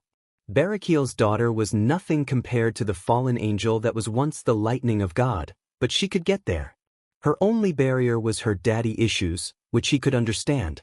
If only she could allow herself to accept that she wasn't the only hurting, and that her father was hurting as much if not more than she did. Losing his wife was torture. Issei couldn't imagine having to bear losing a wife and lost contact with a daughter. He had only seen Kiba for a few months since the boy's reincarnation, but he knew Kiba trained with Tsuji, Surzeka's rowdy knight. The boy could certainly handle himself well despite his frail defense. He forged himself in the way of the Bushido and swordsman things which Issei was sure Tsuji would do her best to instill it in the boy's mind. That somewhat gloomy and melancholic swordmaster was a great teacher with a great set of racks. What was he mulling over again? Ah yes, measuring Rias Gremory's peerage individual strength to determine the chances and strategies they could rely on to win. The Gremory's rook, the Nekashu, was a resilient little brat on her own. If she could get over her fear of her kin's trademark Senjutsu, she might even become the game-changer in Rias' upcoming game. Unfortunately for Rias, Kaneko thought her sister had become an evil Disney villain from her use of Senjutsu. A misunderstanding that could easily be resolved with a use of diplomatic words or even telling the blatant truth, but Issei supposed Rias knew better since she was her kind-hearted master who didn't want to offend her feelings. Him and Surzek had always known Rias' peerage was filled with potentially strong candidates to shine in the raiding games, and she had all the talents and demeanors required to be their good leader. She just had to fix that one tiny thing of her, and that was thinking she shouldn't try pushing her peerage to overcome their life issues. 1 year ago, that was her only problem. But many things could change in a year. Perhaps the Gremory had addressed her peerage's problems. Either way, not his problem. 4 against a complete set, huh? He hummed. Riser has what, 16 including himself? 6. Akame corrected. She was half done with her breakfast. Rias Gremory has a new bishop and a knight. Asia Argento and Zenobia Corda. Never heard of either. Hell, Issei had never heard of anything for a year. Supernatural or not, both of the world's events fell on deaf ears when he had his own little world in the form of a remote cabin. Asia Argento was the rumored holy maiden until a few weeks ago. The assassin explained, the Catholic Church had her exiled because she healed a devil in the abbey she stayed. The devil then killed a slew number of priests and kidnapped several nuns. And now she's serving a devil. Not a bright one, is she? How did she get here from Italy? A group of rogue fallen angels flew her here and provided her shelter. She was murdered just a few days before we met you. The Fallens wanted her sacred gear for themselves, but Rias and her peers sniffed them out and resurrected the girl. She seems to be a close friend with Zenobia. Issei placed his knuckles under his chin, rubbing his recently shaved stubble. Felt like sandpaper. Like a dry tongue of a feline. What's her story? We're not sure yet. Akame admitted as she ate the last of the egg, the crunchy part of the whites she had reserved for the last. Her favorite. I do know she carries a fragment of a holy sword with her. The Durandal. Roland's holy blade. One that Suji would fangirl about, no doubt. That said, how the hell does a devil have a holy blade? She was the holy maiden's bodyguard prior to her exile. And after her exile as well, it seems. When she arrived here for Asia Argento, the holy maiden has been reincarnated as a devil. Rias Gremory might have convinced her to turn side. During her recon, Leon overheard that Zenobia Corda had found out about the truth about the Excalibur project at one point and had been waiting for the chance to turn her back against the church. Issei almost palmed himself. They're still at it? Give me a break. Akame shook her head. That I can't tell for certain. Oh, the churches are also missing their respective Excalibur fragments, but we didn't look into it. No need for that. Let's not get involved with missing swords. I see. He noticed the Ravenet assassin had puckered her lips upon hearing his decision. Well, what else do you want us to do now, master? Issei sat back on his chair. Well, you both sure are gifted in this whole information-gathering activity. Great job to that. Thank you for reminding me why I'm Surzek's thug instead of being his spy. Akame shifted uncomfortably since she wasn't used to compliments. Nothing. It's what we were trained for. That you are. He replied, when's the rating game going to be held? 4 days from now. Good. Not much, but 4 days should be enough. He wanted to get this one over quickly. Next thing I'll need one of you to do is to sneak into the Gremory's peerage. The assassin scrunched her black brows, tilting her head. Why is that? Do you suspect the Gremory? No, not them. Hell, I worked for one of them. It's the other nobles I'm itchy about. Issei clarified. He felt no need in hiding details in his plan from his own subordinates for some sort of big reveal when he executed his plans perfectly. That would be plain dumb. Their game, unofficial as it is, by that I'm guessing it won't be broadcasted to the public, it'll still be aired to the high-class society. If they were the one who sent you that letter, and they see you or Leon, alive and well and fighting for the Gremory, they will have enough reason to be paranoid. Assuming they did.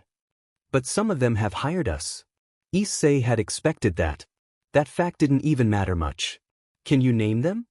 Nod Namajan and Diodora Astaroth. These were the only devils who revealed their name and house. But for the rest we were hired and paid anonymously. 2 idiots. 2 houses he could safely cross off his checklist, but they weren't in his list of suspicion in the first place either. Still, Surzek would probably appreciate this information. He didn't like it much when someone was snooping around playing spies under his satanic nose, especially if it could bother the realm's stability, as proven by the fact Issei had their noses broken once Surzek sniffed them out. We won't bother with them. Issei restarted, I won't ask you to sneak around the remaining houses either. Just a select few. I'll have you briefed once your partner is back so I won't have to repeat it. He scratched the side of his head, glancing at the hallway. Where is she anyway? She said she sensed someone has been prowling around this area for a few days. She mentioned she could smell them. Smell it? His brows wrinkled. He had to forcibly tone down his power so he didn't terrify the local supernatural, and by doing so he had to dull his senses too. He could sense nearby supernaturals, but if they cloaked themselves with whatever magic they used, his mildly enhanced senses wouldn't do any good. Issei would rather have the brawler smell something else that was related to his wife's murder, but seeing that these assassins had actually surpassed his expectations, he supposed letting her goof around wouldn't hurt. Not to mention whoever she sniffed might have a likely connection to the case. Maybe they should help her. Master? That still doesn't answer why you need us to join her peerage. Surzex requested help. Issei casually said. He has helped and is helping us anyway. Either of you are capable to deal with the Phoenix, I'm sure. Murasame's curse can halt his regeneration. Akame spoke simply. I'm better at keeping a low profile too. I'll do it. Then there you go. While you're at it, anyone who knows either of you might get suspicious enough for them to increase their guard, or even try to murder you. I won't let that happen, obviously. But let's talk about it later. Let's find Ms. Boxer first. He opened the floodgate. Just a bit. Letting Draig's dragonic strength empower him, enhancing his senses, allowing him to determine Leon's location thanks to her oath. Several miles away to the west. Where exactly? He couldn't tell. He should ask Ajuka how to add a communication function to his dragon oaths, aka dragonic steroids. Right. She's somewhere to the west. Which way is west? The sun sets that way. Akame pointed at a wall, getting up with her plate. I'll ready after a drink. It's fine. I won't take long. Unless you want another trip to the sky. The assassin reasonably backed down from his offer. But you're not getting away this time? With a tinge of excitement, Leon muttered under her breath, leaping from one rooftop to another. Her expert weight shift control had allowed her to create as little noise as possible as she darted after the lurker, presently flying away from her, running from her the scared prey she was. Only this prey was actually fast and also fights back. Dodging an array of bullet-like purple orbs, jumping and twisting her body through the violet projectiles, Leon skillfully caught an AC unit and used it to propel herself back up, catching the edge of the roof and continued her chase. This person seemed to at least care about collateral damage, she thought. She knew a Nekisha was one of the strongest species amongst the yokai until their rumored extinction. This black kimono wearing one could have fought her back instead of running away, but whatever. Leon didn't need much reason to go after a stalker. Leon braked and leapt to the left, following the interloper's sudden change of direction.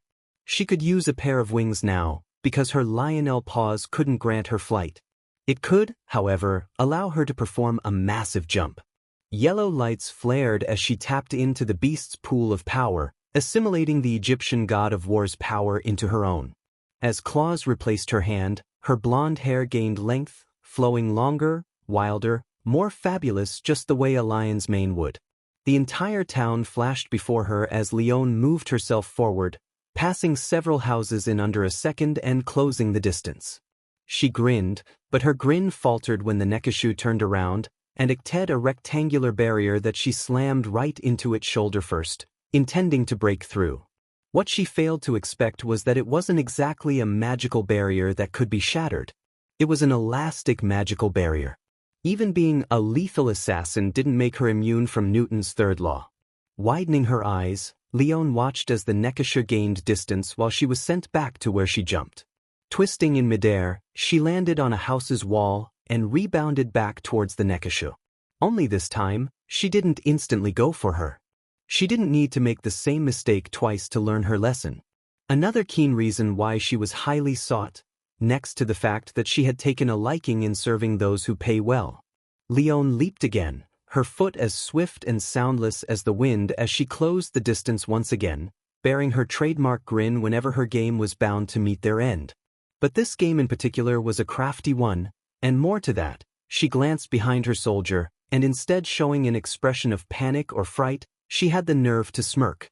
that triggered her grin into a ticked-off one. It's on now. The game of cat and lion swerved into the urban park of Kua's town as the Nekasha intended to lose her in the forested area. The Nekasha created perfect illusions of herself, sending her mirages to all sorts of direction to bewilder the lioness. Tough luck for her if that was what she expected, because Leon couldn't get rid of her lavender scent off her nose unless she caught a severe case of hay fever. She simply kept giving chase to the real one, using a tree branch as a swing to propel her forward, tearing through the forest without causing any environmental damage. When she was within an earshot, the Nekasha glanced upwards before she once again turned around, a smug smirk still etched on her face, and stood there with her loosely worn black kimono. Earlier Leon wanted to catch her for questioning first, but after that? Knocking her out then questioning her later would make her sleep better tonight. Kuroka floated to the air, laying upon an invisible mattress as she watched her chaser slashing her claws against a metaphorical crimson wall. There was a shrill noise, but her flesh-rendering attack didn't leave so much of a scratch on the armor. What the foo? Leon cursed, then eyeing the scale mail of her master, with an annoyed look. Hey, what's the big idea? The crimson scale mail disintegrated into tiny crimson shards that glittered briefly before fading completely. I'm sorry, Leon. Issei muttered, huffing a sigh as he turned around to meet the playful Nekasha. As much as you wanted to do horrendous things to her, I know this one. What? The stalker? As she seems to be. He continued, eyeing Kuroka, who returned his stare with an innocent one. Mind explaining that? The first time we meet after I left you alone for what, a year or so? And the first thing you want from me is an explanation, Nyan? You're avoiding the question here. Issei reminded in a light tone, smiling. Of course he was glad to see her again, and see for himself that she wasn't completely mad towards him. Do you need to snoop around like that? Kuroka huffed proudly. Not my fault you hid your power. I just want to be sure you weren't some creepy homunculus Nyan. Did Graphia tell you?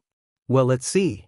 A little bird happened to tell me. Kuroka drifted to him, slinking her hands across his sweater's chest and to touch his stubble, stroking his jaw with a provocative gaze and intent that someone might be in desperate need of some mood uplifting. She quirked a sleek black eyebrow. MMN. His smile faltered a little, but Issei quickly covered it up with another, pulling away from her stuck velour. Here for me, eh? Kuroka wasn't great at handling these kinds of things. At least she knew that much, which was why she often let the other girls handle him when he was being gloomy. But she could tell that he wasn't ready yet. Other girls would have left him alone, probably, but she wasn't like other girls. HMN? Is rejecting a lady's advances a thing you do now? What a pity, Nyan. Consider my heart broken once again. Issei let off a soft chuckle. Good to see you again, Kuroka. Can't say the same to you, Nyasei. When the Nekasha playfully bumped her nose with Issei's, Leon dropped her guard as she slouched her shoulders, transforming back to her normal appearance. You've got to be kidding me. Her too? What are you, a playboy? Not intentionally. Issei defended. Kuroka huffed, using her tail to swat his face. Never refused anyone though. I have a very big heart. With a giant hole, unfortunately. It's to compensate for something else that isn't as big. Kuroka quipped, and Leon decided that she was okay with not hitting the girl since she just made her day.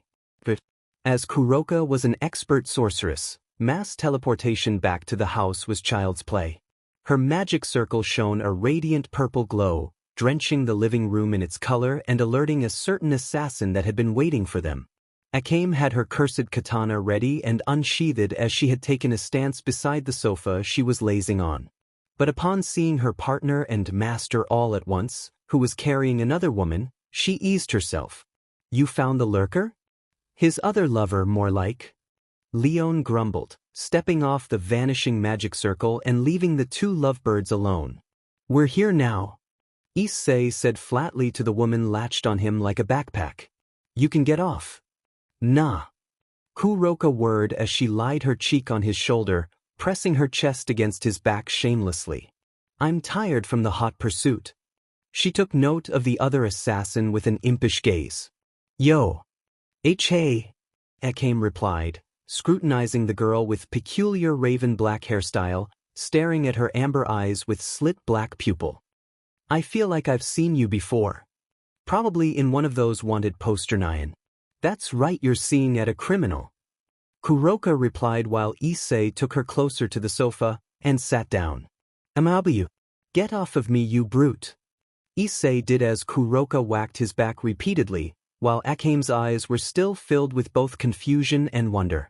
You sheltered a criminal? Long story. Leon shouted from the kitchen, likely scrounging the fridge.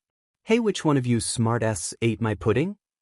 Issei noticed the widening of Akame's blood-red eyes and her awkwardly shut lips, but said nothing about it. She's a criminal that isn't actively pursued. He said. Surzek's still searching a loophole to convince her accuser she's not completely guilty. Lots of people wanted her head still. Kuroka whined, poor me no? Falsely charged for a murder I committed, but for the wrong reason. Making herself comfortable on the couch, sprawling her body along the three-seater, Kuroka eyed the assassin with a mischievous glint. But I still have a pretty hefty bounty on my head, nyan. Wanna try and get it? Unlike Leon, Akame wasn't intimidated or agitated. An ally of my master is an ally of mine for all I am concerned. Oh, how gallant. Kuroka twirled a smile, toning down her hostility. She reminds me of Suji nyan. She's not as rigid and stop picking fights with my agents. Not as busty either. With a red blush, Akame covered her modest chest with both her hands. Oh, relax, I won't bite. But not if you don't want me to. Officially threatened in a way she never had been threatened before, Akame wisely retreated into the kitchen.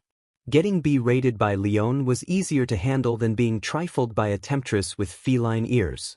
Somewhat alone now, Issei sat at the opposing couch since Kuroka had practically claimed the other for her alone. Let's get this straight, you're here for your sister? Well, Kuroka didn't waste any time in getting on top of him again, casually floating as she carried herself to sit on his lap, saddling him as she locked her hands behind his neck. Not exclusively for her only. Issei sighed softly, smiling weakly. I appreciate what you're trying to do, but I can't right now. Ah? Gloomy still, aren't you, nyan? Kuroka whirred as she removed her hands off his neck and nuzzled his neck and chest, brushing her feline ear against his stubbled jaw. Fine then. I'll just sit here until you're not as sulky. Shaking his head, Issei sniggered. This, too, was her own personal way to brighten his day. But if he simply relished in it, he couldn't shrug off the fact that feeling that he was skipping the 5 stages of grief. Felt that he was using her, to put it bluntly. Felt it wasn't right to just simply be happy. I can't, Kuroka. He heaved a dreary sigh. This feels like I'm betraying her. That's a line you shouldn't ever say to Grafia nyan. Kuroka muttered. You're lucky I have a thick hide. Another sigh. See? That's another reason why I can't. She's the only one in my mind right now, even when you're literally sitting on me. Not the first time she's in your head when another girl's on you. Issei knew he deserved that. He wasn't in a prime condition, but he knew he deserved that one for choosing one woman to love when he once swore he would love all of them equally. Well, it's fine, yeesh. Kuroka sniffed, showing him her pouty face. We all lost fair and square. She won you fair and square. Stop beating yourself up or I will beat you up, nyan. He allowed a smile and giving her a look. Since when did you get so mature? I've always been mature. Kuroka huffed immaturely, but there was a shift in her disposition as she spoke her next sentences. This time, this was her being her most naked self. Let people help you because they want to help. That's why I'm here. That's why Grafia was here. That's why she told me about you. Even if you feel bad about it, we don't. We want to help, so just let us. Let us do what we think we can do as much as we want.